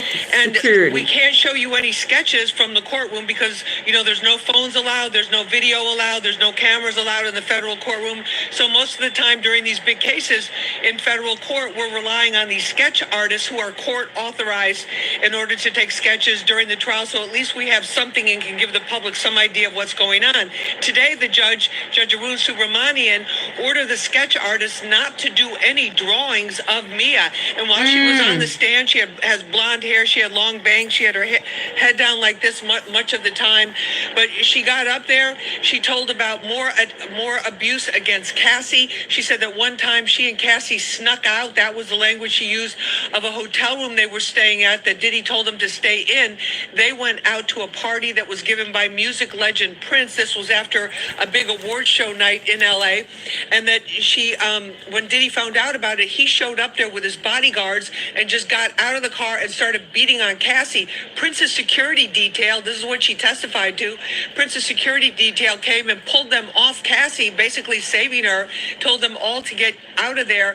And this was some shocking report, you know, shocking allegation of something like that happening in such a public, high-profile type of venue and a location. So the other thing that she started to tell us this afternoon, very, very tearfully, she was talking about Diddy, the abuse, the emotional abuse, the verbal abuse, being told to work for 24 hours straight the first day that she was working for him, being kept in his house for 5 days straight without any chance to leave. Wow. And then she started talking about this alleged abuse by Diddy against Cassie. Many of these stories, unfortunately, now familiar to us from other witnesses that we've heard, Andy, in this trial. And then she started detailing how one night she was asleep in Combs' home because he had the habit of having his assistants be on call 24 hours a day. She was asleep in a bedroom. He told her not to lock the door, and he said, nobody locks the doors in my house. So she's asleep in a room. And she testified that she was awakened when she felt a heavy weight on top of her. She felt somebody on top of her, opened her eyes, and it was Combs. She said he unzipped his pants and then raped her. And this was not the only time, that there were other assaults. And what was really sad, Andy, and this, again, just a time frame, this was about 15 years ago. So a lot of the police departments were not as developed as they are now in terms of handling sexual assault allegations and complaints from victims. She said that she didn't think it was an option to call the police and to report this to police. And she didn't tell Combs no. Here was another shocker. She said she didn't tell Combs no, get off me or anything like that because she was afraid that he would ruin her life. So the day finished off with Deontay Nash, the former stylist to Cassie and Diddy. He was talking about more assaults on Cassie, very brutal, and also that, you know, how she covered up many of these bruises because she's still going out to these events and trying to really launch her music career, were covered up with makeup, many of the bruises on her body, but very disturbing. And it was clearly very, very tough for her to talk about this. And she said the reason she was speaking up about this in court was because she wanted to know that she wanted other victims to know that they did not have to remain silent anymore, and that this was the most shameful period of her life. Just very, very sad. So that was the big headliner that came out of today, Andy. Yeah, it's a lot of graphic news, and you mentioned some of the information with Cassie. Yeah, now the jury ain't going for that. This personal assistant to Diddy said he felt like no, it don't speak volumes. No, it goes into what everybody else have been saying and feeling. They were forced. Period. They were forced. It don't speak volumes. How much could that have a weight on the jury that she didn't think that even if she went to police, it would have any impact? Well, you know what? This isn't the first time that we've heard this outside of the trial in some of these civil suits, is that the alleged victims have said that they didn't feel that they could go to police because some of them, in some jurisdictions, I'm not confirmed in LA and not confirmed in New York, obviously, but that some of the victims felt that the police were very friendly to Diddy because of his celebrity status. Right. Some of them in some of the smaller municipalities, we've heard, and again, unproven in court, that they were actually, some of them working part part-time moonlighting as security for Diddy. But the main bulk of the security guards, like the ones involved in the incident at Prince's party, were staff members of Diddy. That these names keep coming up. This Paulie, D-Rock, these were his permanent security that were always with him, his closest guards. But it's just a shame that women felt, that these women felt that they had absolutely nowhere to turn in terms of getting any help or any kind of protection or any kind of a advice about a safety escape plan of how to get out of these situations that were much more complex than what we can even imagine, Andy. My last question before I let you go, because you are so dialed into the music industry, and that story about how these individuals went to a party, snuck away to a party with the music icon Prince, and they had to be obviously intervened. Security for Prince had to intervene between he locked up. and Diddy. Was there any indication that Prince knew about this interaction? Do we learn that? See, that's the problem, Pressure. You can't see it. Had they never locked him up, they still would not have said anything. Had it not looked like that they was on to him and somebody finally believed us, they done raided his house, they know that there's some trafficking going on, they have evidence of it. People are on a video that they didn't even know was video. So now there seems like, okay, somebody now believes us, but before nobody would have. So yes, they can talk about it now because it looked like the big bad monster has fallen. It's safe to talk about it now. It has never been safe. It has been going on for how long? This is why I say, stop allowing predators, stop making excuses for predators, because they make them think that they've gotten away and they continue to victimize. See, you, Pressure, you're the type of guy who will be okay with letting them go on and on and on and do it. Oh, if they didn't say nothing in, the coast is clear.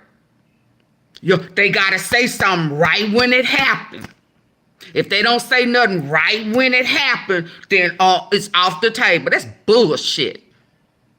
You have a predator's mindset, Pressure, and it irks me that you don't see it. You have a predator's mindset. You justify every time somebody is aped, you justify it. No, you can't help a predator either. You can't make excuses for him. See, now I'm looking at you like you're a fool. I'm looking at you like you won. You'll be okay with somebody aping your daughter, your wife, and you'll be the one saying, well, what did you do? What did you have on? It's your fault. You should have been at home. That's you, Pressure. That's you. You make excuses for men who take coochie.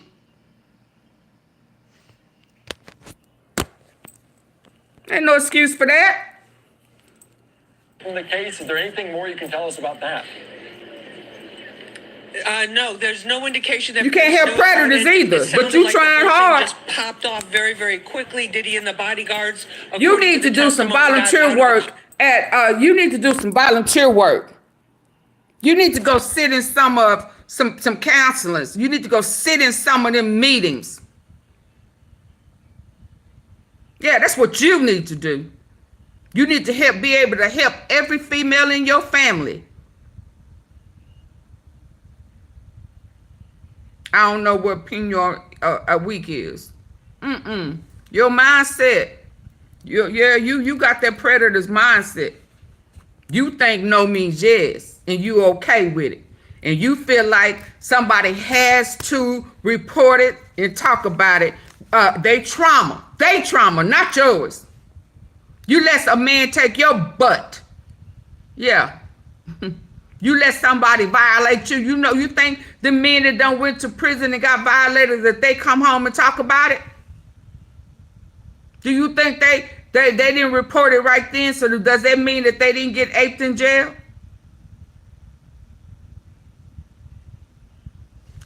Pressure, you don't know what your family is. Because sometimes people don't talk about it. And then you'll find out 20, 30 years later. And the first thing you'll say is, well, I didn't know.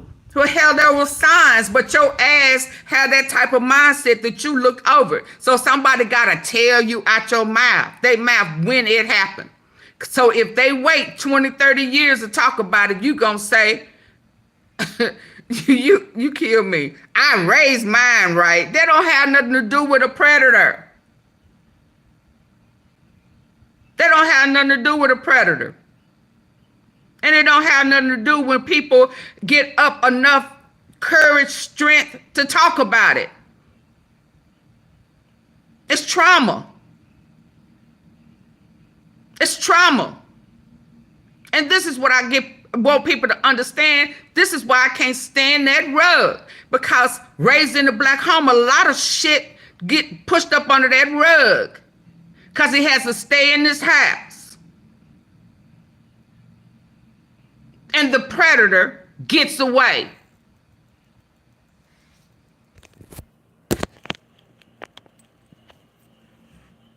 I hope they tear his ass up. Do we learn that from the case? Is there anything more you can tell us about that?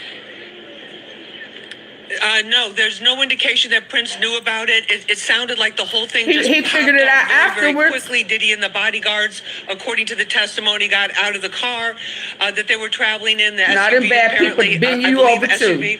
They get out. They want the family member and you too. This was a theme also that's come out with some of these some of the stories. They found Cassie, and then they allegedly Diddy just allegedly started beating on her, and then Prince's security, which I'm sure was extremely shout out to Prince, thorough and highly professional, especially with the crowd that was at that. Cassie, this was a theme also that's come out with some of these some and of she the still stories. got beat they found afterwards. Cassie, and that's then they when allegedly Prince started. That's why they saying Diddy Prince just allegedly made, started beating on her, and then Prince's security, which I'm sure was extremely thorough and highly professional, especially with the crowd that was at that at the location of this party. For him to be given a party, you know how rare that had to be and how special. So they dealt with it right away. They literally pulled Diddy off Cassie, separated them, tried to calm the situation down, and then really told them all to leave, because it was just a really ugly thing. And as we all know, those of us who love and admired Prince for his career, what he stood for in his music, it was all about peace. It was all about love, having a good time. So I really doubt that he knew about it. I spoke just a couple of days ago because there had been talk. Prince's name had come up once before of any connection, and the person that I spoke with, who was very close to Prince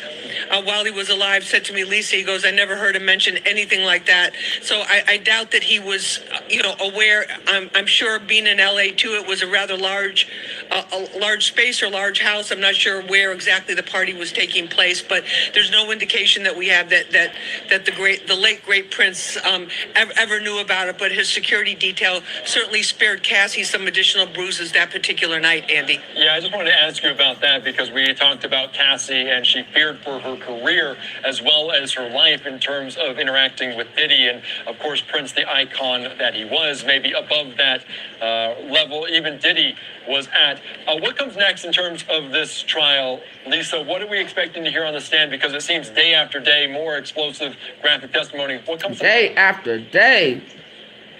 Well, Mia is going to be back on the stand tomorrow. She will most likely be cross-examined by Diddy's team, and they're going to have to tread very, very lightly, because she's a very sympathetic witness, I would say, and I think a lot of legal experts would agree with that. A very sympathetic witness, a reluctant witness, a woman who looked like she had to look at herself, look at her life, and say, you know what, I have to be able to put this behind me and speak out about this. Now, the defense, there's some indication that the prosecution may be changing, maybe adding some other witnesses or other elements to the case. We're not sure what that is. If that's the case, the defense says they will have to extend their presentation. Remember, we're still in the prosecution phase of the trial, where they're presenting their witnesses. These are all their witnesses that they're presenting. Then the defense will present their witnesses. They're still looking at about 6 more weeks of this going on. But Andy, I really think at this point, there's a lot on the line for Combs. times. You know, we can't remind people enough. If he loses this, he's going to spend the rest of his life behind bars. This is federal time. This is not state time. You know, go and cry before a judge and say you're an old man and you need to get back with your family or whatever. And the other thing that's really that's very touching, you know, once again his sons were here back in court, arriving together, show of strength and show of unity for Diddy. And we have to remember, Andy, it's just as much as, you know, we're hearing these shocking stories, the prosecution has to build a very specific case according to what the legal experts I've been talking to and his son got a case. They say that these RICO cases, this RICO sex trafficking case, the prostitution across state lines, that with the federal cases, there are very specific bars, if you will, that they have to hit, very specific points that they have to be able to prove to the jury. And what about the predator conviction on these cases? It's not just if what it was about a case the predator? if this was a current state case of domestic violence or assault. I mean, there's one felony after another. If the testimony is proven to be correct, but what about the accurate predator and believable to the jury. But the you got everything negative to say about and you know his team keeps denying. They're saying, you know what, this about the predator? This is not about sex trafficking. You will not see anybody come on the stand who will say this is what his defense team said. You will not see anybody come on the stand in the prosecution case who claimed that they were sex trafficked. And they do have a point there. We've heard from sex workers who say they were flown in, but is that going to be enough to prove the trafficking? And they don't understand it's the a very trafficking. Complicated case, and it's complicated also by the fact, as we heard, with these unfortunate traumatic details from this assistant Mia, that it was all intertwined with business. It was a very unconventional lifestyle. This was not something where you're going to an office in the morning, you're coming out and going to your own home at night. And Diddy had an act for really controlling every aspect of these people's lives. So we're going to be watching this very, very closely for you, because I think what about the people who did tell and the mama or the daddy? Yes, day in and day out, doing such a great job there, Lisa. And of course, say don't talk about it. For this federal case, you start blaming the victim. Increased punishment potentially on the line. It happens all the time. Diddy. All right, Lisa, thank you so much. I appreciate your time. We'll talk again. It happens all the time. Hold on. Definitely. Thanks, Andy. All right, thank you so much. All right, great conversation as always, talking about. They flip it around and make it be about what is this Diddy Day former, and make it be the victim. They start questioning them, and then the victim don't want to talk about it no more, because they start asking, what did you do? Well, today in court, there was a witness who kind of closed the loop on Cassie's relationship with Michael B. Jordan, and it seems to be more than just being on the same movie set, and I'm going to get into that in a minute. I want to start with alleged victim number 4, who goes by the name Mia. It's an alias. She is one of the people who is testifying where the judge has granted her anonymity. She is on the stand, but everybody in the courtroom has been warned. Do not reveal her identity. Do not even give a physical description of her. And that was the deal. The judge has made it clear. If anybody violates that, there will be severe consequences. Okay, so she testified. And you want, hold on, listen, y'all, and y'all want me to believe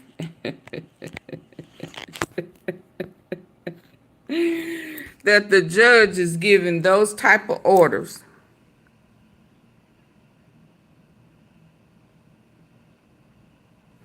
Giving those type of orders. That if you even identify this, it is so intense. It's so real. That if you identify her, your ass in trouble.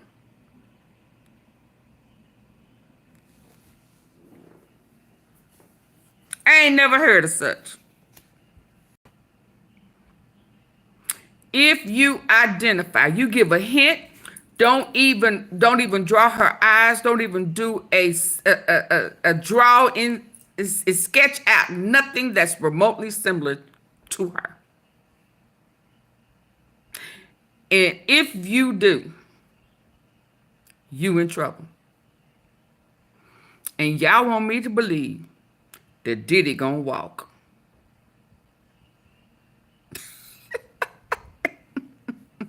Not only is she getting, she getting special treatment.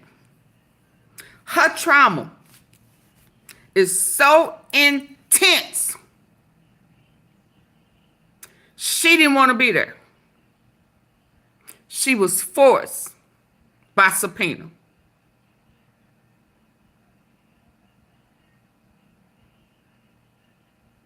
Don't give no clue of who she is, or you in trouble.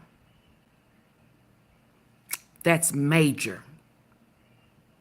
I don't even know what he finna say. And frankly, I don't care.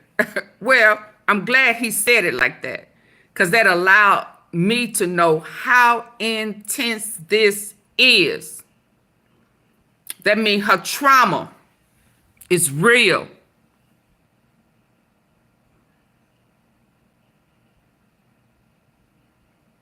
There may be some people in her life that don't even know she went through that.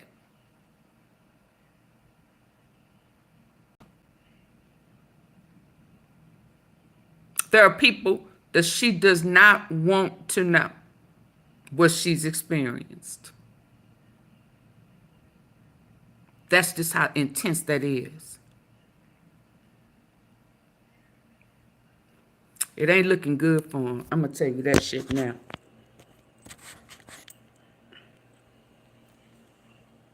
She said he raped her, sexually assaulted her in various ways multiple times. He exacted unbelievable violence, threatened her, at one point allegedly threatened to take her phone and use anything on the phone against her. Same kind of extortion.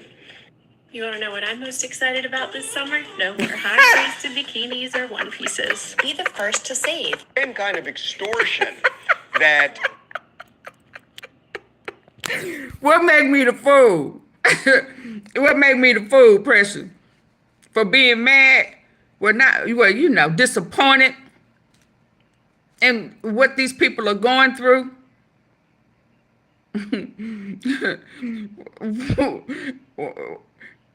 I have to label you a fool. I take that, take that, take that. Take that, take that. Now, take that.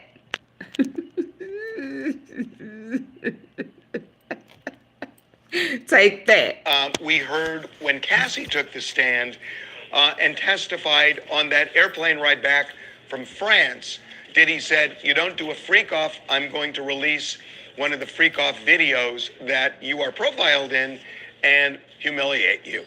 So she was in line with Cassie's testimony. Here's my issue. That there are some people who think that both Mia and Cassie really bolster this claim of racketeering that the prosecutors are making. And I just don't see it. I think that with Cassie, clearly we're talking about the charge of transporting people for sex under force of coercion. And I think Mia has backed that up in some ways, both on her personal story and on things she observed with Cassie. But, I don't think it's the same as blowing up Kid Cudi's car if the jury believes that Diddy did it. I don't think it's the same as burglarizing Kid Cudi's home and using people in real organized crime tactics. I am not certain that a jury is going to see a jealous, crazy boyfriend or employer the same way they would see a racketeer. And because of that, what I don't understand is why this prosecutor or the prosecutors wouldn't do all of the Cassie testimony together. In other words, do Cassie and Mia together and then do Cuddy with all the racketeering allegations. Because some of them and the people other wasn't allegations. coming. But they seem to be hopscotching back and forth. And to me, it's not telling a tight story. So we will see if this jury ultimately says this is a form of racketeering. You've already just said don't know racketeering that it's with Capricorn. By the way, I want to say one other thing before I get to Deontay. Capricorn. Yeah. Another one of his assistants, I think, goes a long way. Yeah, you've on the already proved racketeering it. front. And to me, it's combining Kitty And Capricorn. That's enough. That's enough. You've probably heard about So Maximum's flagship. we done already saw Casino. racketeering. It's just Kitty extra. And Capricorn, and showing all of Diddy's tactics of holding somebody hostage, like kidnapping them for And 5 throwing their days asses in the because river. she might have a relationship with Suge Knight. That's where you start feeling racketeering. Putting the two of them together, to me, is more powerful than separating them. And they were separated on the stand by other witnesses. And it just feels to me like you build one area and then you build the next area, but you don't hopscotch back and forth. They can always fix that in a very powerful closing argument. And the prosecutor in this case, Comey, apparently excels at closing arguments. But I just don't understand as you go along that you don't want to cement those two things differently and separately. Okay, let's get into Deontay. So Deontay was Cassie and Diddy's stylist. And up to this point, what we heard with Cassie was that Michael B. Jordan and Cassie were essentially on the same movie set. Okay, so they knew each other. But Deontay said he hooked the two of them up. So it's not just they happen to be in the same movie set. He's almost saying, I put them together. And he also says that Cassie was with an NFL player by the name of Andre Grant. So this is the defense on cross-examination talking to they broke up during and I think sometimes. the reason they're doing this, in fact, I'm pretty sure, is, look, Andre you've already who? heard witnesses who have said that Cassie was the victim of Stockholm Syndrome, that even though she could leave, she really couldn't because she was essentially like a battered woman. She wasn't. She kept going back. He kept going getting And her. I think the reason they're doing this, in fact, I'm pretty sure, is, look, of Andre Grant. So this is the defense on cross-examination. If he would have left her talking alone, to, Deontay. she would have been out. And I think the reason they're doing this, in fact, I'm pretty sure, is, look, you've already heard witnesses who have said that Cassie was the victim of Stockholm Syndrome, that even though she could leave, she really couldn't because she was essentially like a battered woman. She was a battered woman. We know she was a battered woman because we saw the 2016 Intercontinental tape. So what the expert psychologist said was, don't think just because she could walk out the door meant she had free will to do that. What the defense is doing with Michael B. Jordan especially is saying, wait a minute, if the stylist to both Cassie and Diddy would feel comfortable enough to hook Michael B. Jordan up with Cassie, and Cassie was game, how did she feel trapped in the relationship with Diddy? Now, I'm not he saying would she go wasn't, and get her. but I'm saying that was the point prosecutors are trying to Yeah, make. he is. And on that he is point, Team Diddy. one of the things they got Deontay to say was Cassie was a bad singer. Now that's relevant again for the same point that This is Pod 5, the first fully immersive. Then he shouldn't have signed her to 10 record deal for if the she's a same bad point, singer. that what the defense is trying to show is that Cassie wasn't just enslaved in a relationship she didn't want to be in. She was in a relationship that gave her something. And when Deontay said Right, she's Barbara. a bad singer, the clear intimation is she really couldn't get success as a singer unless she had somebody like Diddy. Well, he didn't help her. And that there was something in it for her. You know, at one point, he said something to the effect of, well, who am I going to get next? Jay-Z is taken. So the way the defense wants to make it look is that Cassie was an opportunist. That's the way they're painting her. That she hitched her wagon to somebody who could make her famous and make her successful in a career that she might not necessarily have the talent for. She was we'll see already if that resonates at all with the performing jury. Final before thing I he wanna met her. say is, I think at this point, you got to wonder, is Diddy going to take the stand? Now, I spoke with Mark Agnifilo, Diddy's lead lawyer, about this in one of our Tubi documentaries, and he said, I don't think I can keep him off the stand. Ooh. Well, with all due respect, I think you will keep him off the stand, Mr. Agnifilo. You better. There is no way that Diddy will be subjected to the kind of cross-examination they gonna eat his ass. at the hands of Comey. There is just no way that's going to happen. I hope he get his ass on that stand.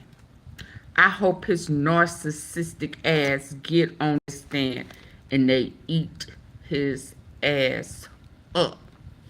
They ape him. They bend his ass over the jury stand and say, take that, with a hard stroke. Beat his head in through the headboard. Beat it in their witness seat. I hope he sits his ass on that stand and they wear him out for days. No baby oil. Dry. I hope he get on there. Because he gonna lose it. He gonna lose it. Because a narcissist hate to be exposed. So I already know he want to get on that stand and he don't need to. But he gonna insist. Because he can't stop sending notes and stuff. He feel like they gotta hear it from me. They need to hear it from me. I need to say it. He King Kong. He what did he say in that movie that time? Yeah, you don't know who I am? Yeah, I'm Puffy. I'm Diddy. I'm the dangler. And he gonna send his own self to prison for life. I hope he get on there. Are we betting? I need to do a poll. Are we betting? Are we gonna bet to see if he gonna get on that stand or not? I hope he do. Baby, that's gonna make my day. You hear me? That's gonna make my day. I'm gonna be glued all day. Believe that. Talking about he bet not. Yeah, you stand. Well, with all due respect, I think you will keep him off the stand, Mr. Agnifilo. There is no way that Diddy will be subjected to the kind of cross-examination at the hands. He already of know he guilty. There is just no way that's going to He happen. already know it's And a wrap for even him. If Diddy wants to testify, Mark Agnifilo is a great and powerful lawyer. Tenny Garrigus, the same. And the other lawyers on that case as well. Well, B, there is he's no saying way that in the my attorney is saying matter what that. Diddy want. Hold on. Y'all need to listen what you good I here. don't think I can keep him off the I don't stand. think he's Well, saying I don't think with all I due can keep respect, him off. Is Diddy going to take the stand? Now, I spoke with Mark Agnifilo, Diddy's lead lawyer. Do you about hear him, this in one of B? our Tubi documentary. B, the lead lawyer. Can't stop, won't stop.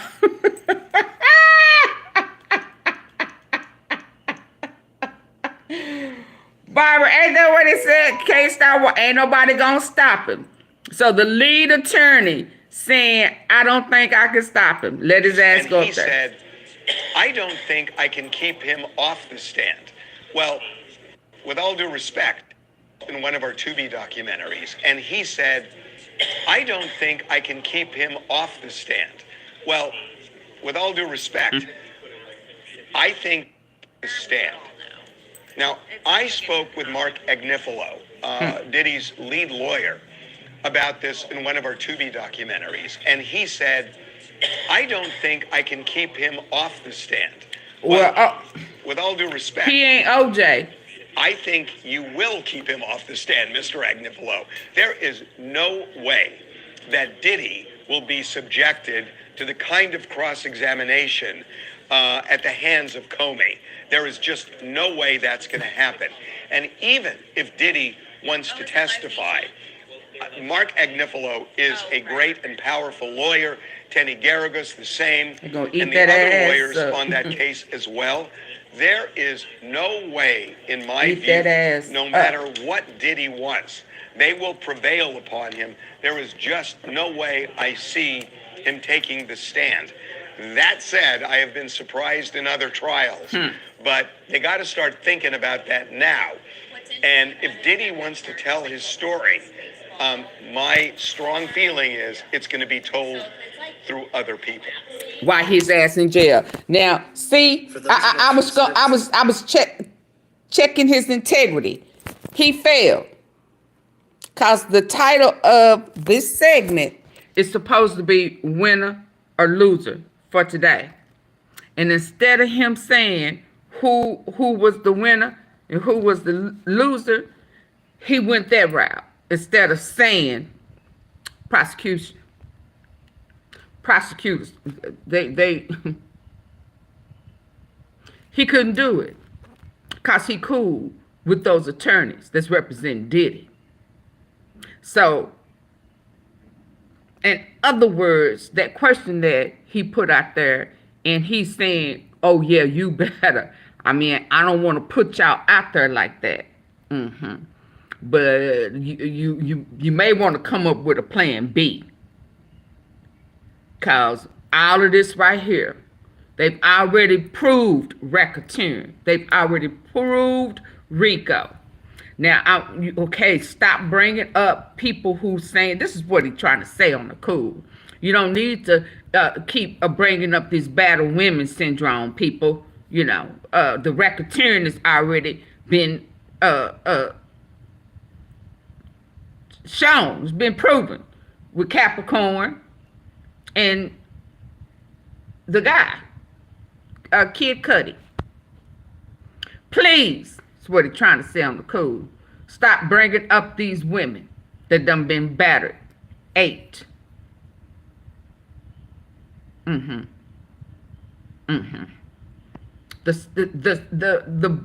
paying for the XXX workers, yeah, in different states. That's transportation. He don't want to say that, but he's saying, yeah, Capricorn and Cudi. Don't put him on the stand, cause y'all losing big time. That's what he wants to say. So you better tell him. That's what he's saying to him. Listen, partner, homie. I don't know. Yeah, that's why them other attorneys said they already know they can't win this case. They already know. They already know. But Harvey got integrity issues because he couldn't say it. But that's the title of this one. Winner or loser. Who was the winner? Was it defense or the prosecution? He wouldn't say it. But if it was the defense, he would have said it. Oh, yeah, now you try. You try. Baby, I'm listening with my girder. I'm listening with my girder. Let's see what I got next before my clock up runs out. Hey, B.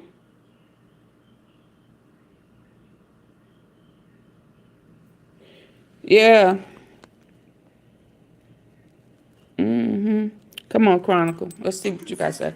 Or financial motives in her testimony, but Cassie's lawyers are firing back, calling the subpoena a harassment tactic and saying she already testified truthfully on that matter And if you didn't get all of the testimony you needed from her then, you're not getting it now. They want Now, Cassie taking back on the stand stand. Yesterday was Deontay They want Nash, Cassie who is a back on the former stand. employee Ain't of that Diddy's nothing? and a close friend of Cassie Ventura. How Now, you Nash just- described a No. violent moment when he and a woman known as Mia, also referred to as Victim 4, physically tried to intervene during an assault I on hope he Cassie. get on there. Now, he said that they both jumped on Diddy's back to stop him, but were thrown off. Nash testified that he Mad hitting man. Cassie until her head slammed against the bed frame, causing her to bleed. According Mad to Nash, man. Diddy Y'all panicked see that?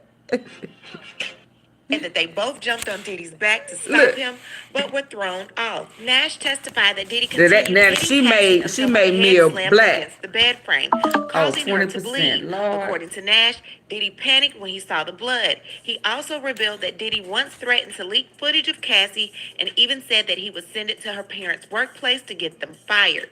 Mia is expected to testify next. Now, earlier in the day, the defense called for a mistrial after an LAFD arson investigator claimed that the LAPD threw out fingerprint evidence from Kid Cudi's home where Diddy allegedly broke in. The judge denied the mistrial request and struck that part of the testimony. Now, Diddy is facing multiple charges, including sex trafficking, transporting individuals for prostitution, and racketeering conspiracy. He was arrested September 2024, accused of running a pattern of abuse, coercion, I just did a and poll. intimidation Will over a Diddy take the 20-year stand? span. Diddy Let's continues go. to deny all allegations. Let's go, We're y'all. going to get into trial day number 12 and so much more, but before we do, please be sure to subscribe to this channel and hit the bell for notifications so you don't miss out on any news regarding this case and so much more. Now let's get back into it. So a lot of people are asking, why is this a RICO case and will Diddy be found guilty? So to be found guilty of RICO conspiracy,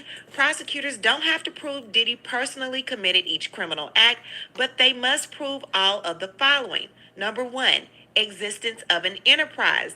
There must be an That's already ongoing one. organization or group, formal or informal. It must function as a unit with a common purpose.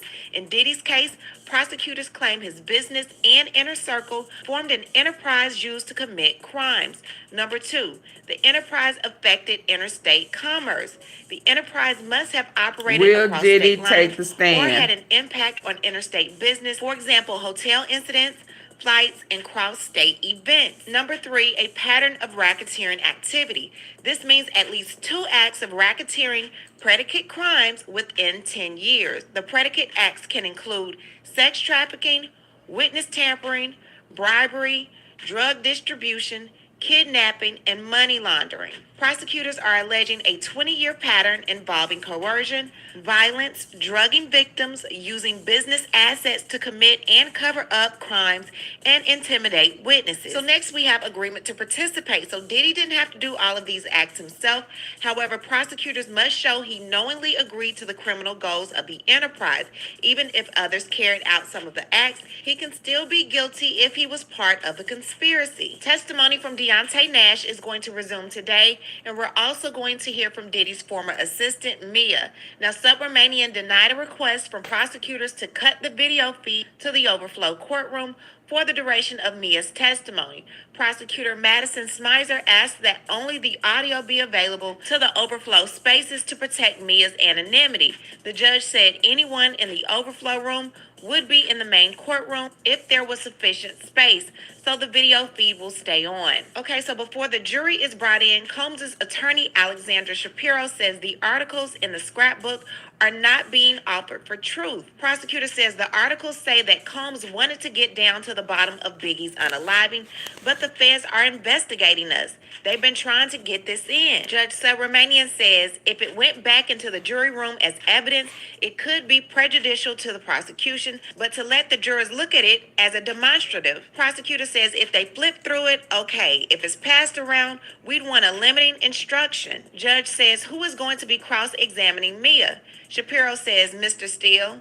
Steele says, what if we redact the part about Biggie's unaliving? Judge says it's more than that. You can see the articles are not relevant to this case. It's that the scrapbook was put together. Judge says you've been given some leeway. I'll leave it to you. Still says I don't want to waive the issue. Thank you. Judge says the social media post, there's an objection. I'll overrule it. The text message, my sense is there are parts in the threads that are hearsay. Prosecutor says they are trying to show that the defendant was going through some heavy shit, and that's why he was acting this way. Judge says, what about her smelling her own armpit? What? Where? Bro, what are you talking about, Where man? did it come in Prosecutor at? says, I don't think that's relevant. Judge says, okay, 401. Prosecution says at 8:55 a.m., the defense sent me a slew of messages about Dante Nash that should be excluded. Judge says, Mr. Donaldson, what are these? Xavier Donaldson says, we want 2 photos in. The rest are for impeachment. Prosecution says, I was told of the photos last night. Fine. Judge says, bring Mr. Nash back in and then our jury. Prosecution says, we rebooked the witness flight for 2 p.m. We are hoping we will be off the stand in time to make that flight. All rise. Mr. Donaldson says, how are you? Bless. Donaldson says, DX 1806. Text from you. What was Capricorn Clark's role in 2011? The mixtape? She was gone. What did she work on when she was there? Maybe the photo shoot you guys showed yesterday. I learned a lot from Capricorn, actually. Do you recall a picture of Cassie in green hair? That was a group idea. I walked the carpet with Cassie in New York after VMAs. It was a curated look. You had to get approval? Yes, from Puff. You said Mr. Combs was kicking Cassie on the ground, the unfortunate eye gash incident, correct? Yes. You didn't tell the prosecutor she was kicking while bleeding? They didn't ask. I only answered what they asked. You know, Cassie was in a relationship with Kid Cudi while she was in a relationship with Mr. Combs. Oh, okay. You didn't know? I thought she and Puff had broken up. Cassie was in South Africa. Yeah, you were at the when they remote break up, conference they in not Miami, still correct? together. Yes, I was there to style Little Kim. So yes, I did hook her up with Michael B. Jordan. I know where you're going with this. He fine, she fine. I mean, why not? Judge says, hold on. Donaldson says, so Gina was in Miami too? No, you're not going to put that on me. They kept me away from seeing Gina. Cassie got upset. Nash says that Ventura wasn't really pressed about Combs being in a relationship with Gina. She was more so upset about Combs running around with other women, and that affected her career. You set her up with Michael B. Jordan. Yes, and Mia drove it home, making sure that she had his number. So a bad boy employee set her up with Michael Jordan. That's Michael B. Jordan. Don't mess that up. Do you know Andre Branch? No. You were aware Cassie was in a relationship with Andre Branch. Oh, the cute football player? Yes, I never met him, though. And in 2016 with Brandon of the NBA, sorry. In these texts, you talk with Cassie about Michael B. Jordan. You say, no one better say shit to me, L.Y. What is L.Y.? Love you. Or maybe it's a typo. L.Y. know everything. I don't remember. I'm sure we were being antagonized by your client. So Cassie was upset by Gina. She say, girl, let's just go out and do our thing. Do what she want to do? Actually, we are both pretty chill. Stayed in the house a lot. But that would be fair. Let's read these messages. You do the blue. Oh, you got some names in here. Just go ahead. Nash reads the message saying, where are you going? Donaldson reads Cassie's message and says, secret trip out of town. Nash says, girl. Then he starts laughing. Nash says, good friends don't pry. That's not my method. I just replied, girl. Donaldson says, highlight the green part. Cassie is telling you October 30th, 2013, after the incident with the cut on the face. She says, I already asked Puff if I could go, but I've been turning up too much lately, which is true. Nash testifies that the phrase turning up too much likely meant that she was going out too much. You saw her with a black eye on FaceTime around the time of the Intercontinental. I saw it in person. When her makeup would wear off, you could see it. Let Mr. Donaldson ask you the question, says the judge. Donaldson says, now you read these. After Cassie says, this end is wasted. We both did the same. Nash says, is there a lot of people there? Oh, it's talking about Gwen Stefani's song. He said, take your broke ass home and ride into the sunset. That's what Donaldson is reading. Nash said, and we did. Donaldson said, did she mention to you about having threesomes with other men? No, she didn't tell me. Donaldson said she kept that part of her life secret from you? Yes. He says, although they were close since 2008, She didn't tell him anything about that part of her life until 2013, 2014. Mr. Nash, read that to yourself, then lift up.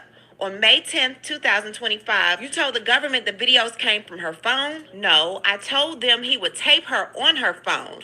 Isn't it true she said videos were from her phone? Diddy tried to punk everybody. Her on her phone. I stand firm They on all that. should have You said got Mr. Combs together said and you won't do whooped this his one thing ass. for me? Yes. You said you saw Mr. Combs pointed in Cassie's face in the Blind Dragon, right? But you never told the government, right? The first you said is at trial. I guess so. I gave them very little by phone. She said she didn't want to go. You helped her pick out clothes for court. She couldn't fit anything. She needed clothes. For the pregnancy? Right. On that Friday after she finished, she called you and said, I'm done. It wasn't like that.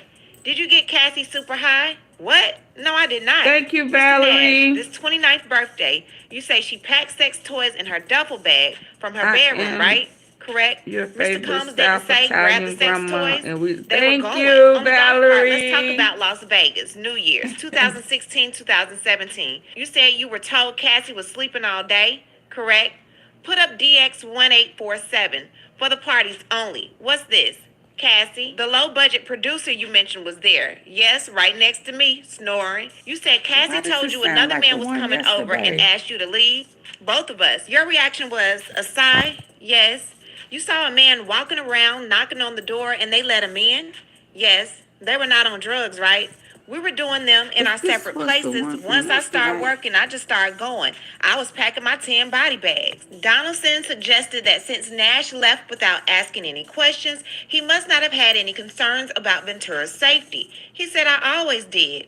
But in this This is situation, not you the left one. her in Hold the on, room y'all. It anyway, was right? 5 hours Yes. ago. Hold Then they on. went to a hotel, and again, she didn't tell you that she didn't want to go, correct?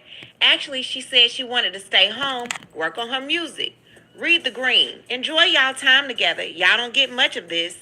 That's you telling Cassie in January 2017 to enjoy her time with Puff, correct? Yes. Cassie wrote, I spoke up for myself, and you wrote, you wish you were there with them on vacation. No, I meant in Mexico, not with them. Cassie wrote, the next room is on the beach. This one on the golf course. I have everything organized. I wrote, laugh out loud. Do you all have a lot of shit? Donaldson as Cassie says, yes, but we made it all fit. Nash says, girl, you always on vacation. Donaldson says, you stayed in touch with Mr. Combs? Yes, because he was cutting up. Oh, I get it. You did a seafood thing with Cassie, correct? DX1814. You know Kim Porter, who tragically passed away? Yes. You knew Andre Harrell passed? Yes. You text Mr. Combs to make sure he was okay? Yes. Mr. Combs wrote to you, the trainer? You could have given me a heads up. Black heart emoji. How is she? He meant Cassie. Yes. In 2020, you wrote to Mr. Combs, I love you. Anything you need, I got you. Yes. Mr. Combs won an award that year, and you congratulated him. I don't think so. I asked how to RSVP to his party for someone else. Claire Somers. Cassie told you about a secret trip? I object, says prosecution. Sustained. You deeply care for Cassie for 15 years? Yes. She kept secrets from you? And I do from her. We don't have to tell each other everything. Nothing further, says Donaldson. Redirect, says Judge. Maureen Comey says, why were you afraid for her? Things could get violent fast. What devices did Mr. Combs use to film her? Hers? You said they appeared high at the 29th birthday party? Yes. Was Mr. Combs in control of her actions? Yes. And what did you say? You're going to get some dick tonight. Did she want to go? No. No further questions. Donaldson says, nothing from me. Judge says, Mr. Nash, you are excused. The judge says the next witness will use a pseudonym. There is to be no recording. Witness comes in. How do you wish to be identified, says the prosecution. Mia, M-I-A. Prosecution says, don't show this exhibit. What is it? She says, my passport. The prosecution says, show it to the jury only. Brian Steele, Diddy's attorney, says, I would like to see it too. Prosecution says, where are you from? Virginia Beach, Virginia. Who is this? Sean Combs. What did you call him? Puff. I worked for him as a personal assistant. Then as director of development and acquisition for Revolt Films. How was it working there? It was chaotic. It was toxic. It could be exciting, but the highs were really high and the lows were really low. Puff's mood determined the atmosphere, and his mood shifted all the time. Was he violent with you?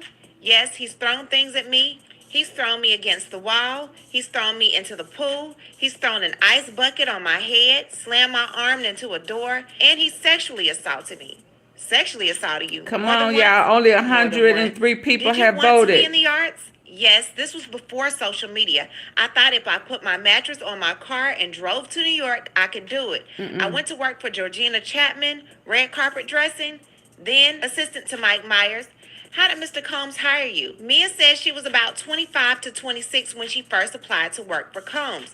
As part of the interview process, she says she went to Combs' apartment to meet with him, along with the head of human resources. She testified that Combs answered the door in his underwear. The head of HR introduced them and then left. Mia said he later put on clothes. She was told that she would work 40 hours a week, but she testified that she would work way more than that, and that she was told her starting salary would be $55,000. But it was actually around $50,000. Where did you start? His Alpine, New Jersey house. I was there all day. Then where? Back to the office for a few hours more. Then I was told Puff wanted me to come back to the studio. How long were you there? Until 1 p.m. the next day. Then where did you go? Puff's apartment, then home. How fast did you have to return? I didn't take a nap. I didn't want to risk it. How much did you sleep during your first 24 hours on the job? I didn't. I took it as a challenge. Mia stated that these first 24 hours she believed to be a part of her 2-week probation period, and so she didn't sleep at all. Mia says there had been a TV show a few years before called I Want to Work for Diddy. It was like that. Prosecution says, how did you deal with the lack of sleep? She says, when I was young, I'd tell myself you could sleep at 3 p.m. Objection, says Steele. Overruled. How long did you stay up once? 5 days. I take Adderall extended release. I could quasi-function and stay awake. When did you go to sleep? My hearing went and my equilibrium was off. Blurred vision, lights that weren't there. I cried. Were you then told you can go to sleep? She was yes. a big By fool. whom? Huh? Why did you stay awake that long? I was working. I am introducing 5 exhibits. to 50, These exhibits are under 24/7. seal. Mr. Steele says we renew our objection. Judge says admitted under seal. Prosecution says, Mia, what is this? A list of my responsibilities I sent to Tony Baez Fletcher on November 10th, 2011. Puffer says, I don't know what you do all day. Let's focus on a few things in this document. Please read this, Mia. All of PD's social media presence. Who is PD? Sean Combs, Puff Daddy. I wrote main liaison between PD and Hollywood. Did you do that? Blackberry 24/7. I wrote anticipate his moves.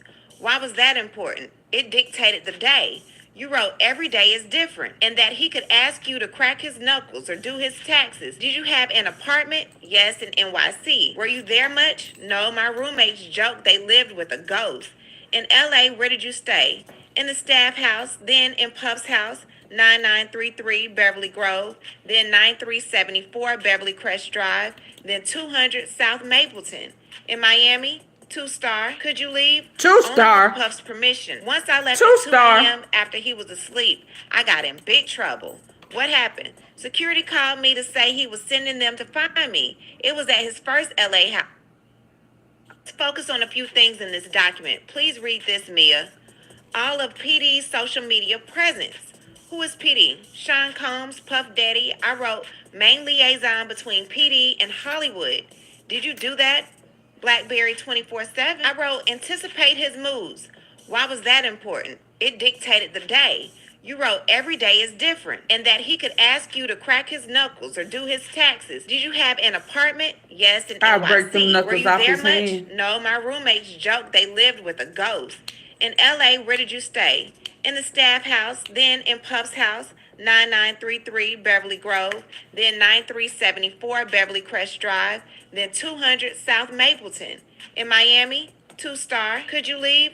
Only with Puff's permission. Once I left at 2 a.m. after he was asleep, I got in big trouble. What happened? Security called me to say he was sending them to find me. It was at his first LA house, 2009-2010. Were you allowed to lock your bedroom door? No, he said, it's my house. No one locks doors in my house, so it wasn't really my room. But did security get to lock their doors? Yes. One had a deadbolt, another had a keypad. I was told they were actively hiring other assistants. How long did Michael, the assistant who was there when you got there, stay? For 7 to 8 months. Were you the only one then? Yes, for like a year. How did that feel for you? I didn't have time to feel. It was insane. Puff gave me a pep talk like, we're a team, he said. I need a second brain. Did he hire more? Yes, eventually, but I still felt like I was responsible. Okay, and Mia, who's this?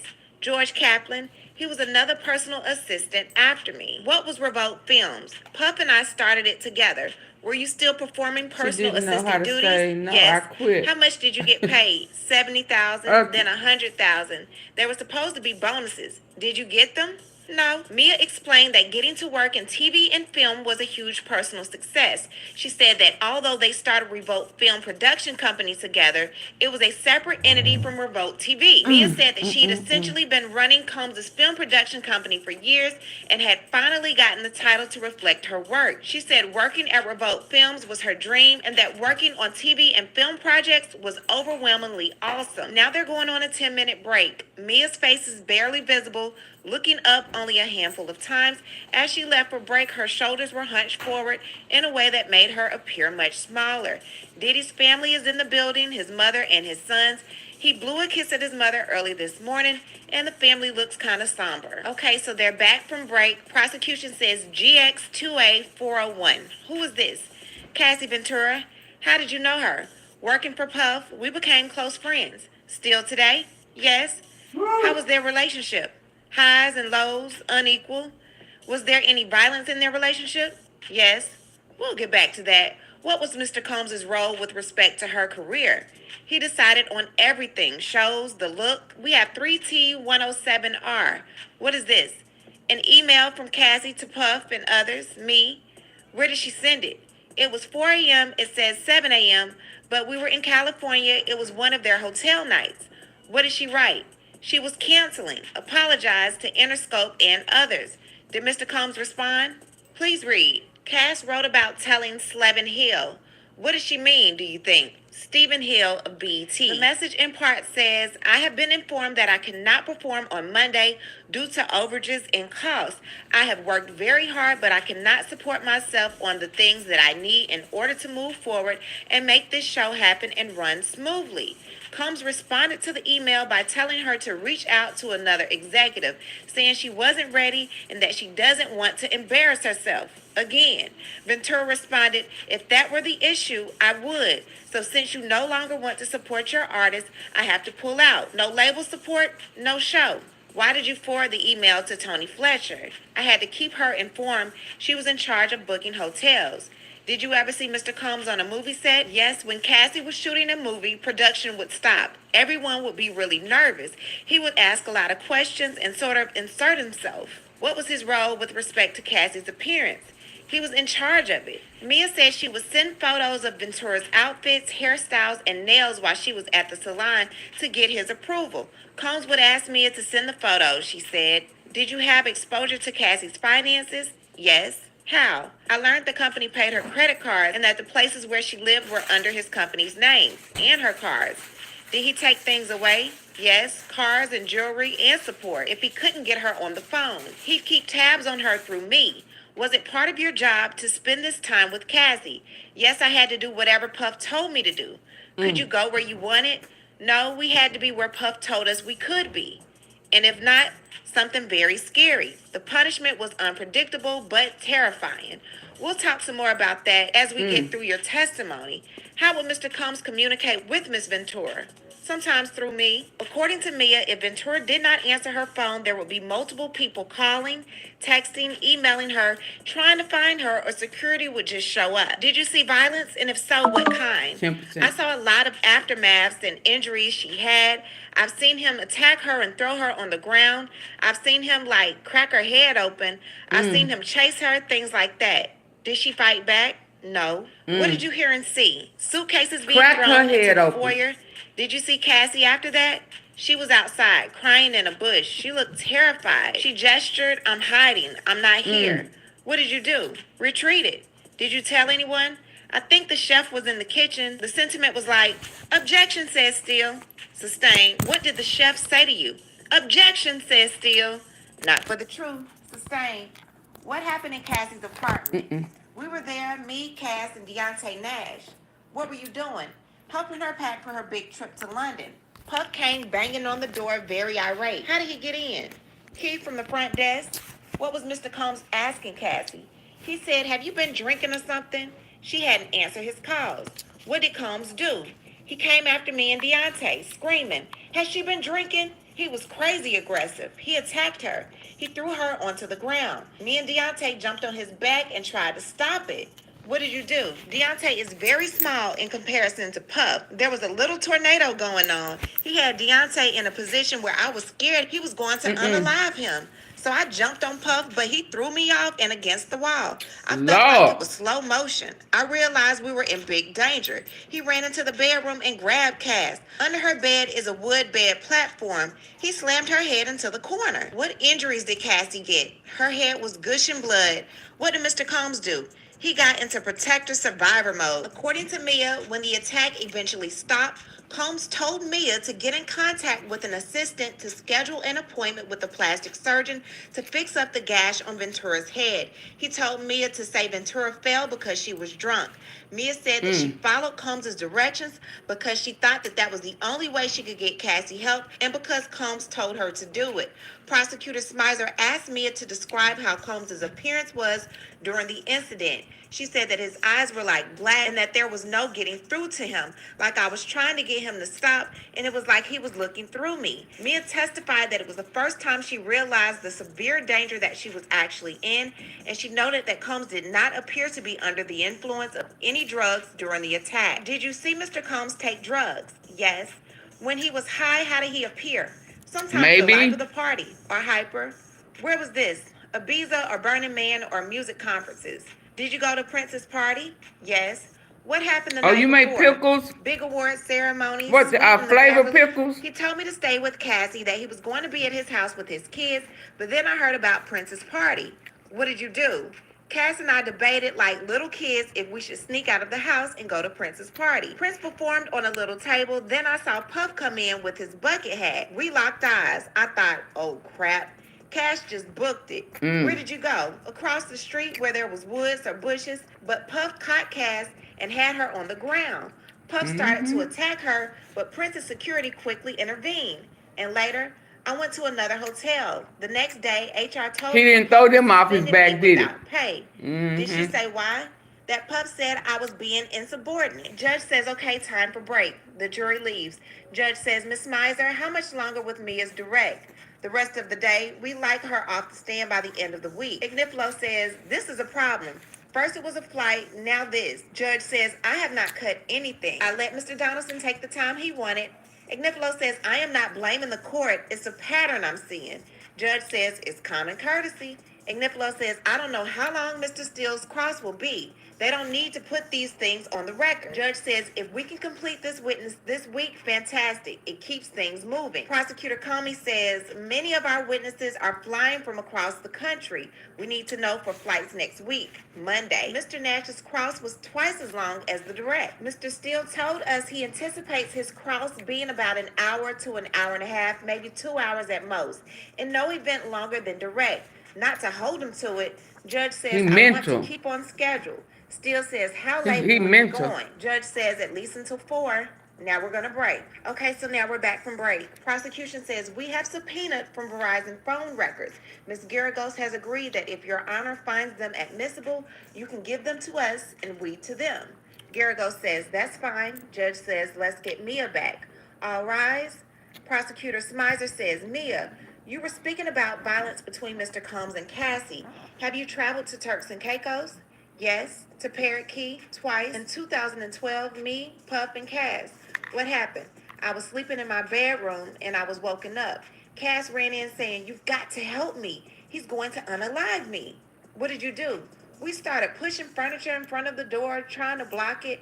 Puff was banging and screaming. I had a porch that went out to the beach. We ran. And what do you remember about running? I remember being amazed that even while running fast, we could still be attacked by bugs. Mia testified that she and Ventura took paddle boards they found on the beach and paddled out to sea while Combs was running back and forth on the beach behind the house, screaming at us. She described Combs as being irate. Mia said they got so far out in the water, but then the weather took a turn. She said they were trying to decide if it was scarier to face Mother Nature or to go back to Puff. Eventually, they went back to shore. Did you run another time? I have another visual of where we were hiding, trying to escape like 2 separate times. Did you ever call the police? No. Why not? I believe Puff's authority was above the police. This was a period where years and So years he was before bigger than the social media or Me po-pos. Too, or any sort of example where someone had stood up successfully to someone in power such as him. She said that Combs also always stressed confidentiality. She was taught to believe that the violence she witnessed fell under the requirement What goes on in my house, stay in my That I house. was supposed to protect him from people. So many people were trying to blackmail him, she said. I came to believe Protect reporting Puff anything at all was costs. Okay, Mia, what's Even this? if you A have to photo of compromise Cass eating a yourself. hot dog at the premiere of her Shit. movie, The Perfect Match. She was bruising under her makeup. I took this photo. Any other injuries covered up on the red carpet? Yes, at the Cannes Film Festival. What injuries did you see? A busted lip? She was injured. Where were you? In her hotel room with Larry Sims, her hairstylist. Did you learn how she got those injuries? Cass had an audio recording of Puff attacking her. How did Cass sound on the audio recording? Objection, says Steele. Overruled. Panic. I heard the sound of someone getting hit. Did you go to events? The premiere of Brad Pitt's movie, Unaliving Them Softly. According to Mia, Cassie Ventura would stay in hotels when her injuries were too obvious to cover He up. say he from before Harlem. she That's had where her his mama own and them place in from. Los Angeles. When Mia visited Ventura at the hotels while she was recovering, they weren't allowed to leave the room. Ventura would eventually leave after her injuries had healed enough to cover up. Prosecution continues with the testimony. What happened at the premiere? Puff was digging his nails into her arm and talking low. What would Mr. Combs ask you to do? Take care of her. I'd bring Arnica jail. For what? Bruises. Let's turn to December 22nd, 2011. Arnica jail. At Puff's house, the mood was darker than normal. This was more of a Puff was upset. This is the calm before the storm. What did he tell you? That Cass had been talking to someone else? Who? Kid Cudi? How was he? He seemed heartbroken. It was ominous. I braced myself because I felt like something really bad was about to happen. I'd never witnessed Cass to do something to really cause him to be upset. Did you see her? In a black car with Capricorn Clark. Did you reach out to anyone? Yes, to D-Rock. Okay, so this is 3T112. What is this? My email with D-Rock. Only the redacted one into evidence. Steele says same objection. He was security. Judge says with that foundation, admit it. Read the message, please. I wrote to D-Rock. I'm worried about P. This feels different. Hit this email when you get it. Love you. Were you romantically involved with D-Rock? Definitely not. That's just how we talk. Okay, so let's talk about the hotel nights. What was your role? I would sometimes take them there, unpack, set up. I would have to just be like on call essentially and clean up before housekeeping.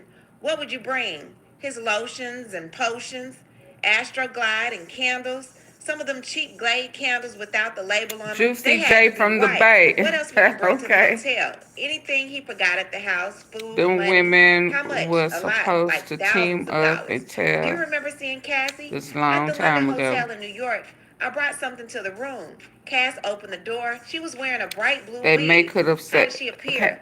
Like she was struggling. Hold up. Oh, you missed the vital part of saying that. Pressure. They should have teamed up, beat that,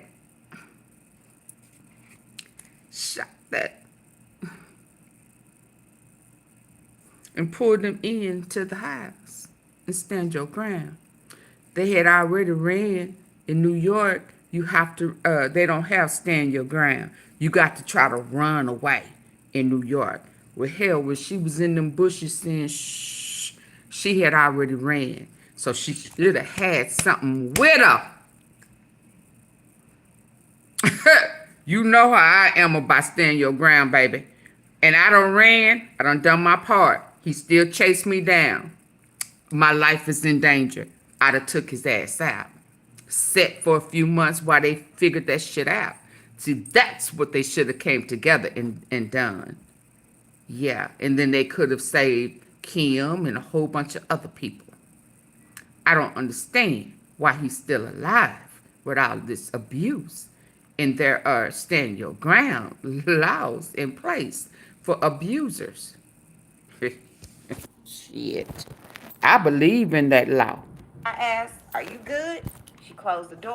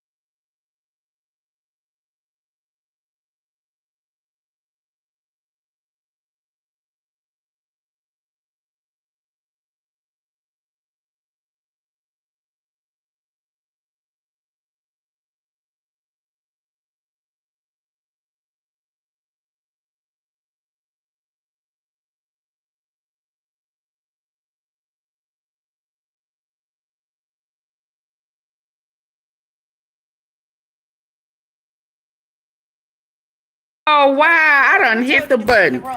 Fooling with pressure. Thank you for letting me know. She was injured. Where were you? In her hotel room with Dang. Larry Sims, Sorry. her hairstylist. Did you learn how she got those injuries? Cass had an audio recording of Puff attacking her. How did Cass sound on the audio recording? Objection, says Steele. Sorry. Panic. I heard the sound of someone getting hit. Did you go to events?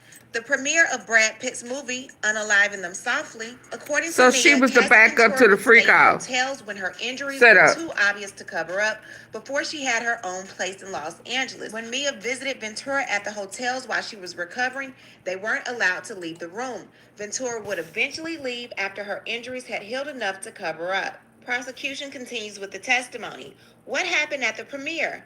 Puff was digging his nails into her arm and talking low. What will Mr. Combs ask you to do? Take care of her. I'd bring Arnica jail. For what? Bruises. Let's turn to December 22nd, 2011. At Puff's house, the mood was darker than normal. This was more of a Puff was upset. This is the calm before the storm. What did he tell you? That Cass had been talking to someone else? Who? Kid Cudi? How was he? He seemed heartbroken. It was ominous. I braced myself because I felt like something really bad was about to happen. I'd never witnessed Cass. Y'all please hit the like button. Really caused him to be upset. Did you see her? In a black car with Capricorn Clark. Did you reach out to anyone? Yes, to D-Rock. Okay, so this is 3T112. What is this? My email with D-Rock. Only the redacted one into evidence. Steele says same objection.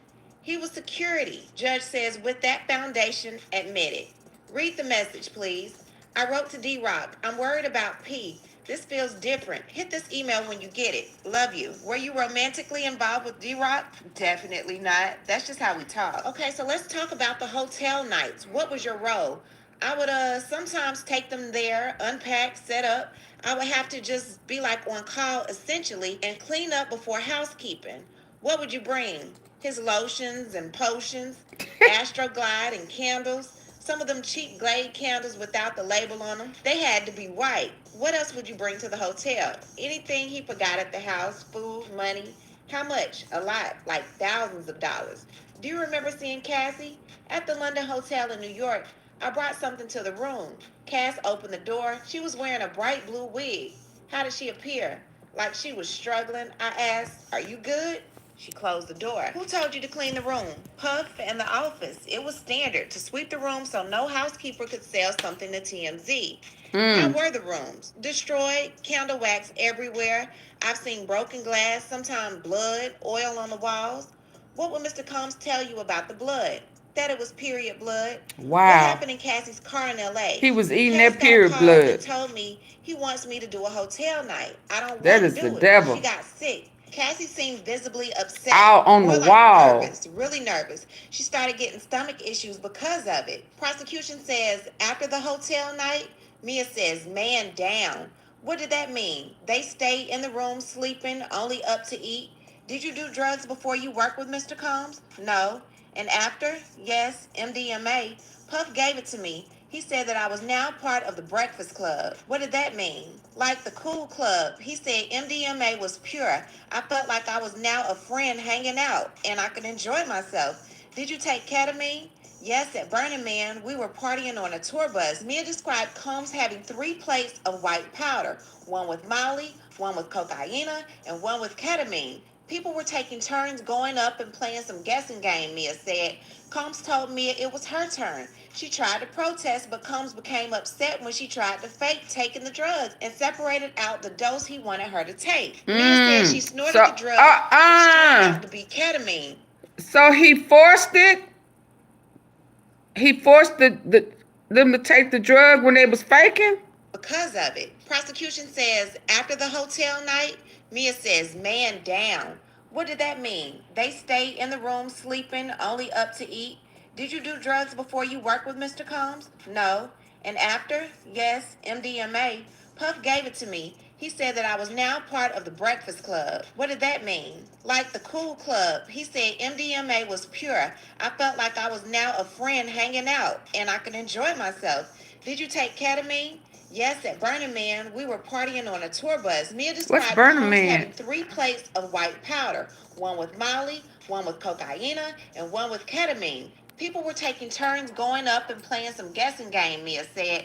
Combs told Mia it was her turn. She tried to protest, but Combs became upset when she tried to fake taking the drugs and separated out the dose he wanted her to take. Mia said she snorted the drug, which turned out to be ketamine, and then tried to blow some of it out when she was out of view. She testified that she had never taken ketamine before. "I didn't think I had a choice," she said. Did he take drugs while working? He was always working, once on the way to Chelsea Handler. How did Mr. Combs treat you? Sometimes like best friends and working partners, sometimes like I was a worthless piece of crap. How would he compliment you? My work, he'd give me life advice. And to tell you you were worthless? Long extended rants about how incompetent and stupid I was, threatened my job. Anything physical? Throwing things at me, yeah. Mia said on one occasion, Combs threw a computer at her head in his trailer on a music video set in Los Angeles. He was angry because the Wi-Fi didn't work. When she returned to the trailer to relay that a production assistant said that they were working on it, he cut her off. She said he cut me off and started screaming at me like I shouldn't come back here until I figure out the Wi-Fi myself. Something like, "I don't care if you have to call Bill Gates," and then chucked the computer at my head. It just missed her, he said, recalling that she thought at the moment, "Wow, he meant to hit me." She ran out of the trailer and hid behind the luggage van. Mia said that the incidents that she's testifying about are only some of the times that Combs would throw things at her. She said when he threw things at her, she would often wonder, is there something wrong with me that I would make him so upset? Did he talk about jobs for you? Yes, before Revolt Films, he talked about other companies. I told him I wanted to create and develop TV shows, especially comedies. He said that he wanted to do that too, and that he'd take away my credits. What else did he throw at you? A bowl of spaghetti, turkey meat, a phone? Let's talk about the spaghetti. What did he tell you to do? To go get people, but I needed to change my tampon. He yelled, "Yo, girl, I said do it now." Blood was dripping down my leg. I said, "I have to go change my tampon." What did Mr. Combs do? He threw a bowl of spaghetti at me, then said, "Get the F out of my house." He chased me out. I was barefoot. I hid in the bush, then to a hotel. What did HR tell you? That I was going to be suspended without pay? That's what Puff wanted. Did he hurt you? Yes, in Turks and Caicos and at the revolt offices. Where were you at in Turks? A hammock by my room. Puff dumped a bucket of ice on me, screaming. And then Puff took my phone. I didn't want him to see it. The team we'd message about his moves. I didn't want him to see it, so I jumped on his back. What did he do? He threw me into the pool. And at Revolt TV, he was using my phone and I didn't want him to see my messages. Maybe I called him an asshole. I tried to get my phone back. He ran into the bathroom, then slammed the door on my arm repeatedly. Wow. Injuries, bruises. Did you see him later? At the studio, he told me he sent all my compromising photos to his phone in case I had stuff on him. Kind of like a bullying joke. How did you take it? I had no photos, so I knew he was lying. What are these? My emails with Tony and Shannon. I said, Puff took my iPhone. I don't know when I'll get it back. Tony asked, what happened? I said, definitely an in-person story. Why? I wouldn't put violence in writing. Who was mad? Puff's engineer. At one point, we dated. I have more, says the prosecution, but the judge says it's time for break. Okay, so we're back. The sexual assault. When did they occur? When I was working for Puff. When was the first time? The Plaza Hotel in New York for Puff's 40th birthday. Were you his personal assistant then? Yes, I'd been there only a few months. What rooms did Mr. Combs rent out? The penthouse, party guests and celebrities there. What did Mr. Combs do? He asked to speak to me in the kitchen. What did he do? He had everyone clear the room. What did he say? That we're going to be working closer together. He poured us 2 shots of vodka each for his birthday. What did you do with the shot? I took them. They hit me hard. Usually I could take it easily. My eyes couldn't focus. His face was closed. He put his arm up the side of my dress and he kissed me. Did you want him to? No. No, he just sexually assaulted I was her. shocked. I froze. I didn't process what was happening. Next thing I knew, it was morning and I was in a chair in the penthouse. How had you looked at him? Like an older adult? He was the boss. How old was she? Yeah, How were because she your was. expectations? I thought it would never happen again. A huge accident. Were there other times where he made you feel uncomfortable sexually? Yes, I had to carry bags to his room. Downstairs was Uncle Paulie. What did he say to you? Objection, says Steele. Grounds. Hearsay. For the effect, says prosecution. Overruled, says the judge. I brought the bags. He asked me to pull up something on his computer. He came and sat next to me, leaned over me as if to put his face in the computer, like in an uncomfortable way. How did you feel? I pretended I had to go to the bathroom. Where were you the next time Mr. Combs sexually assaulted you? The Beverly Grove house. I was asleep on the bottom bunk. I wasn't allowed to lock the door. I woke up. There was this weight of a person on me. Who? Puff. It was so fast. He used one hand to get his pants undone. He put himself inside of me. You mean his penis inside of you? I just froze.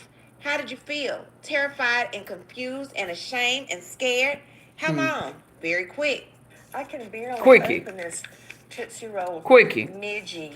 You know, suddenly I've lost my appetite, Sean Combs, and I think it's because of you. Mia said, but it felt like forever, but he wouldn't leave a job unfinished. Is that when it would end? Yes. The next time, the Beverly Crest house, I was on his bedroom closet floor putting things in a bag. Then Puff was in the closet. He had his penis out and he grabbed my head and she starts crying. And he puts it in. Mr. Combs took his penis out and put it in your mouth? Yes, I was frozen. I didn't do anything. And she starts crying.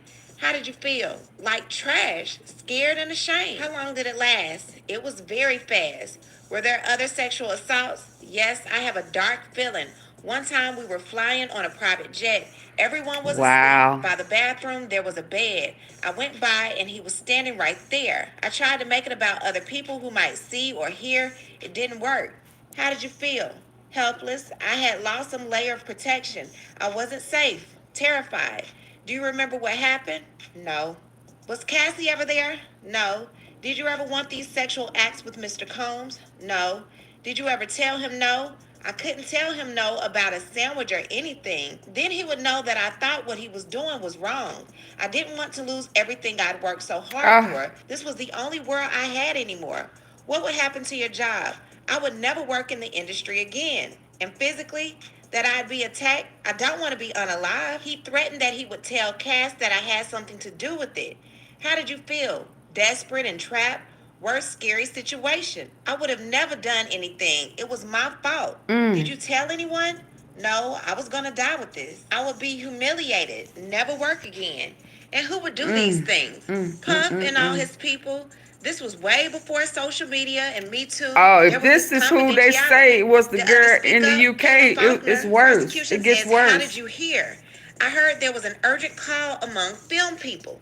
Prosecution says, what did you hear? Judge says, lay some context. Prosecution says, who was on the call? HR, C-suite executives. What were you told? If she sued, I'd have to testify. I was supposed to say she was drinking and punched me, and that's why she was fired. Was that why? No, it was because she complained. When else were you supposed to testify? After Capricorn Clark, did you have to testify? No. Why didn't you go to the police about Mr. Combs sexually harassing you? I didn't even consider it. Did you have experience with the police? Yes, I was speeding. I hadn't had time to get my license renewed. It was the only time I name dropped. I told her who I worked for, and she said, get him on the phone. I did, and she laughed. Oh, Puff Daddy, I love you. Did you get a ticket? No. Why didn't you tell us at first about the sexual assaults? It's the most shameful thing of my life. Did you get a lawyer for this testimony? Yes. Did you speak about the sexual assaults before or after you got the lawyer?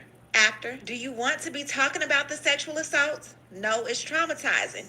Why are you here today? Judge says, Miss Miser, you've asked that. Miss Miser said, we could break here. Judge says, jurors, we'll see you tomorrow. Y'all, that testimony was absolutely explosive. What I need to do is hear from you. What do you think about everything that happened today? Okay, y'all, we at 3 hours. Leave a comment, and you know how we do. We'll talk about it. Lord have mercy. Oh, my God. Again, I'm going to say, Cassie, she was just the bread. She was just the bread, baby. She was just the bread. These testimonies here is to me way, way more damaging to me. Horrible. Horrible. Horrible. And even people trying to beat her for Cassie and trying to protect her, and she can't leave. Now, y'all can't leave. And, oof. I just don't get it. Who they mama? Y'all ain't... She didn't teach y'all how to fight? I mean, what? Let me say this. Lord, I'm just so thankful. I'm not saying that I ain't never had some uncompromising situations, you know. Situations that I probably...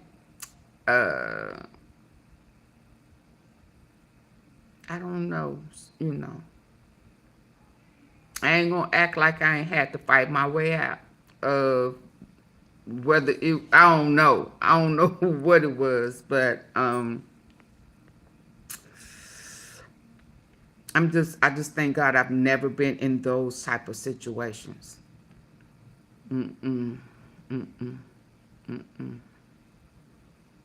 don't know how I would have handled that. You know, I'm from you hit me, I'm gonna hit you back. You know, thank God I don't have to deal with that type of stuff.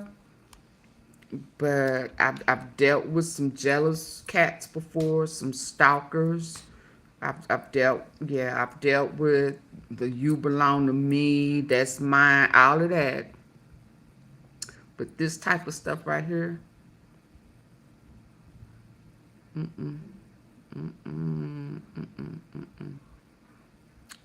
And in all fairness, I don't understand it, but I empathize with it. I don't understand it, but I know it exists, and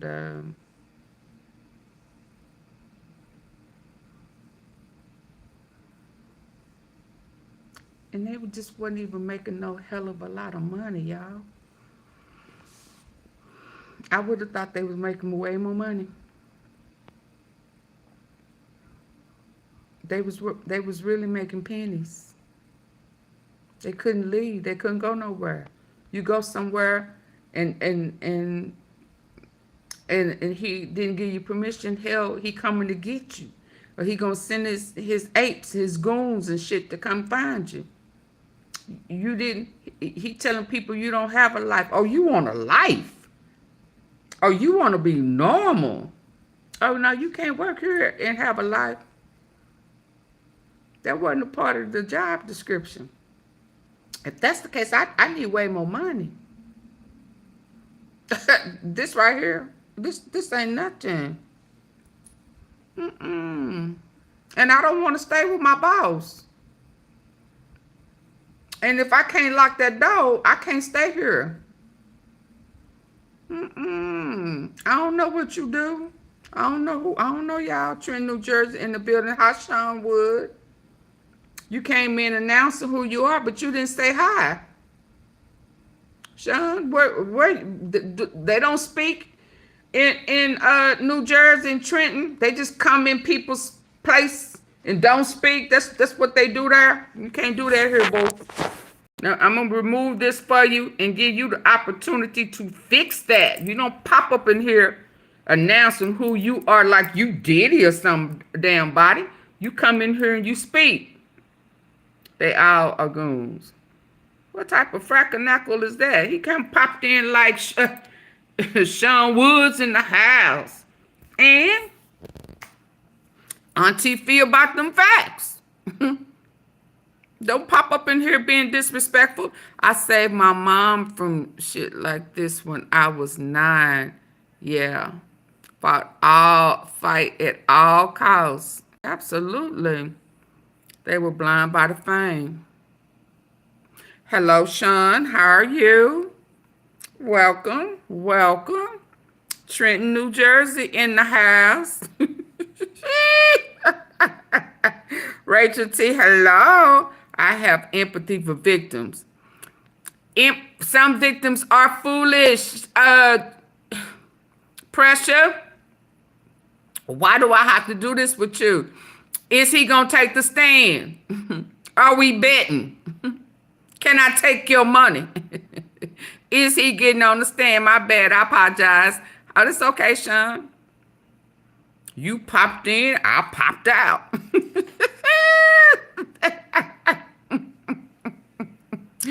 That's okay. That's how we are over here. We get it together. We laugh. And sometimes, hell, I'm going to cry. Hi, Raina. We keep it real. Real. I'm not...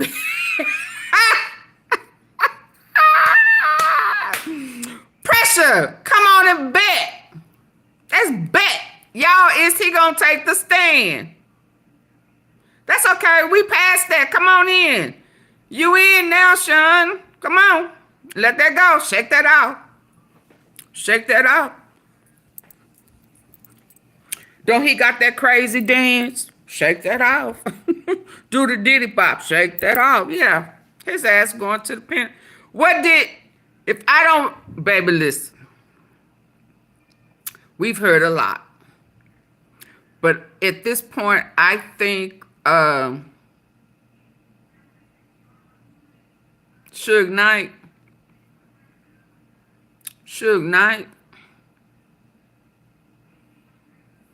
he said, baby, listen. He fed us. He fed us. And Milk still got a whole bunch to talk about. Because they said that that incident that I thought was Capricorn. Oh, but if they can't talk about her, show her face or none of that, cause y'all listen. It's looking like she the one that I thought was Capricorn. I don't think he will. What the fuck will? Well, Harvey Levin, what's his name, from TMZ, said the lead the lead attorney, saying he don't think he can keep him off the stand. And Harvey was trying to tell him on the cool, you better. You better. You better.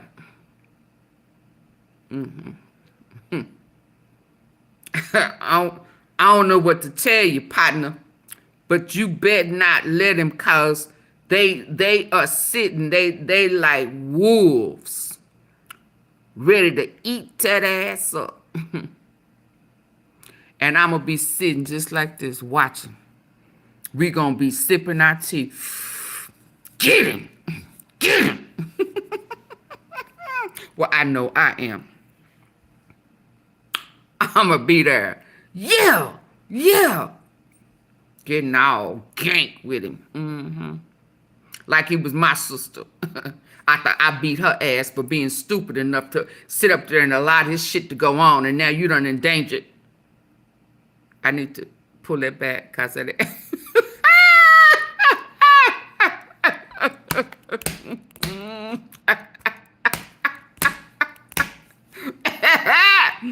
Yeah.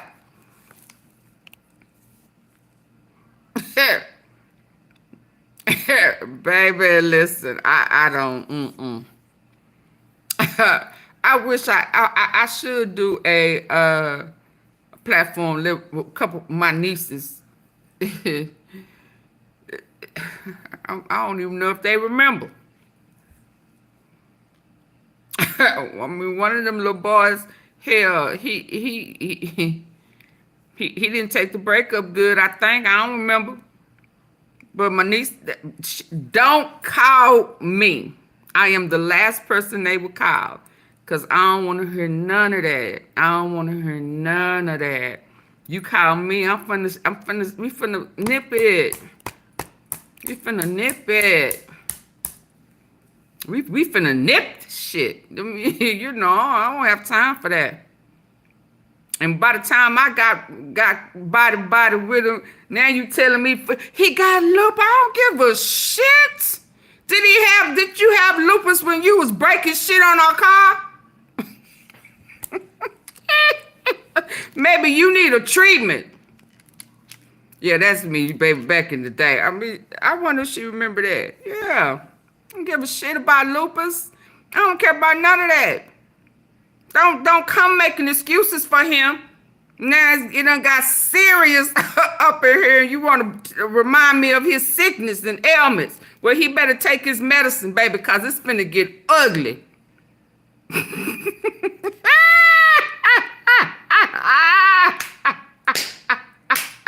Lupus.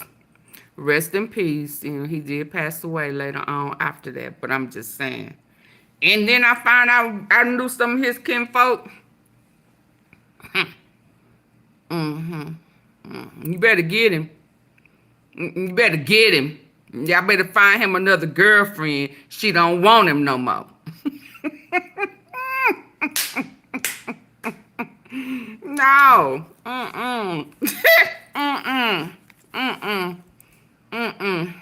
That ain't how this finna go down.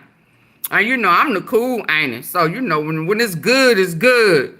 Baby, they didn't know. I said, it's y'all fault. Y'all got these people fooled. Y'all bougie and shit, living living all big, and they don't know we from the hood. Y'all shit. Don't let this fool you. Don't do that. Don't do that. Don't do that. Don't call me. I'm the don't call auntie. If we don't want no problem, call me when you're ready for it to be shut down. And I'm going to shut it down. I'm going to shut it down. So I'm going to hope that baby girl, because if she who I think she is, and they say it's not Capricorn, because I was wondering why she didn't bring it up. I am glad you popped up and I stayed. Laquita popped out. Shit, baby, she ain't wrapped too tight. I don't care how prim and proper I can act and how my dialect can change, and I can get real professional with you. We don't take ass whoopers. I mean, you know. You know. I mean, you know. And if I can't whoop you, I mean, I don't get it. I don't get it. I don't get it. I don't get it. I don't get it. If I can't make a phone call to get you, you know, come on. I just don't get it. But, and for 50K, well, one time she said 100K. Lord, females, ladies, and gentlemen, my daughter know how I'm coming. And I'm going to be worse if she don't tell me.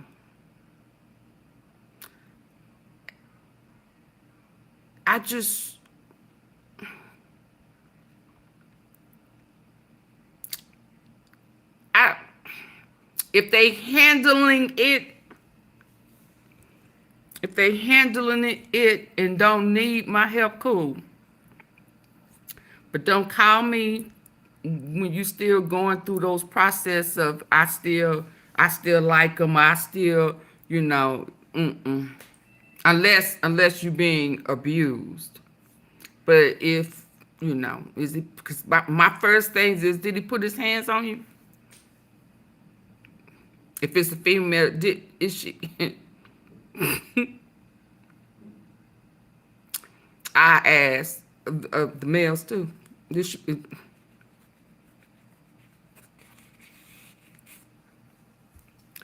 I'm just not the auntie. I'm just not the auntie. And I'm going to ask. We do not. Women, I'm going to ask, did she put her hands on you? And you tell me, yeah, we got a problem. You ain't supposed to hit no female. He wasn't raised like that. But he wasn't raised to take no ass whooping from one either. So where that lead you? Where that lead you?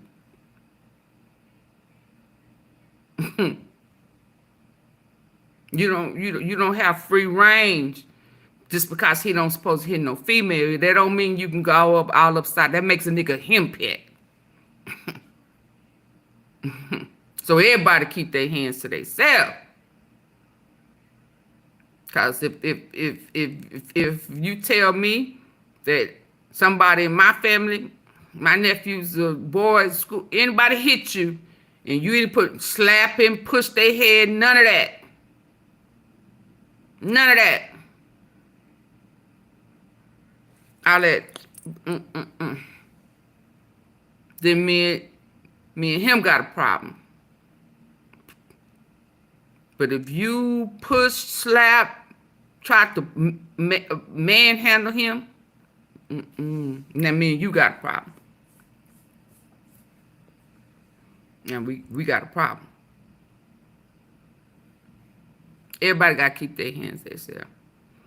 But, you know, I hope this girl tomorrow be able to, are they gonna go there? Because he did her bad. And then took her passport. But I think she got a settlement too. Diddy done a lot of settlement, y'all, that a lot of people don't know nothing about. He done a lot of settlements. He did, if she is who I read about, he did her the worst.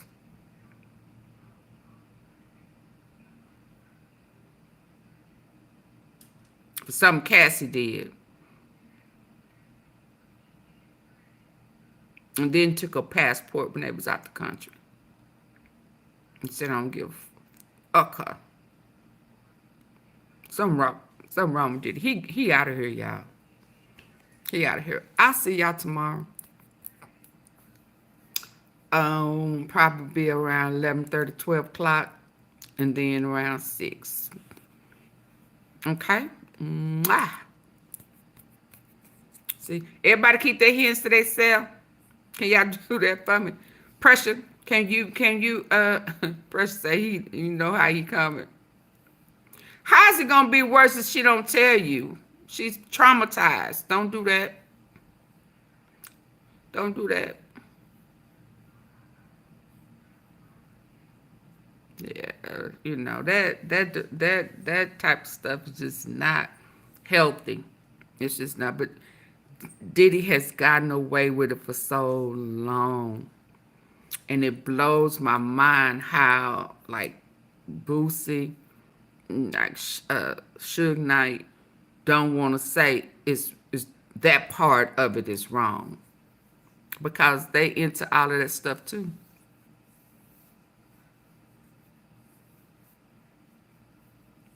And as far as they concerned, other people need to be there, too. Baby, Suge Knight gave it up. Ray J, I thought he was going to say Stevie J. He said Ray J. Maybe he meant Stevie J. Maybe he meant Stevie J. He said Ray J, and that's his partner. Diddy done his way to the top.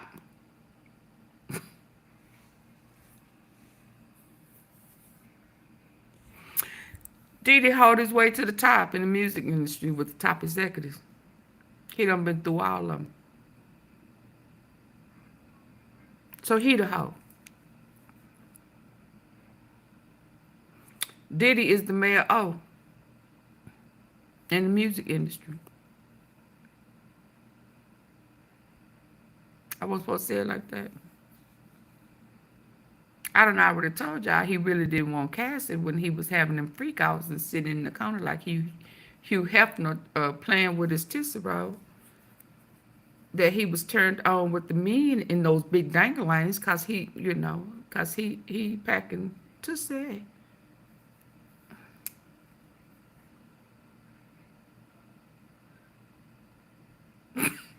Bye, y'all. I can't play with y'all no more. I'm just, bye. See y'all tomorrow. Mwah.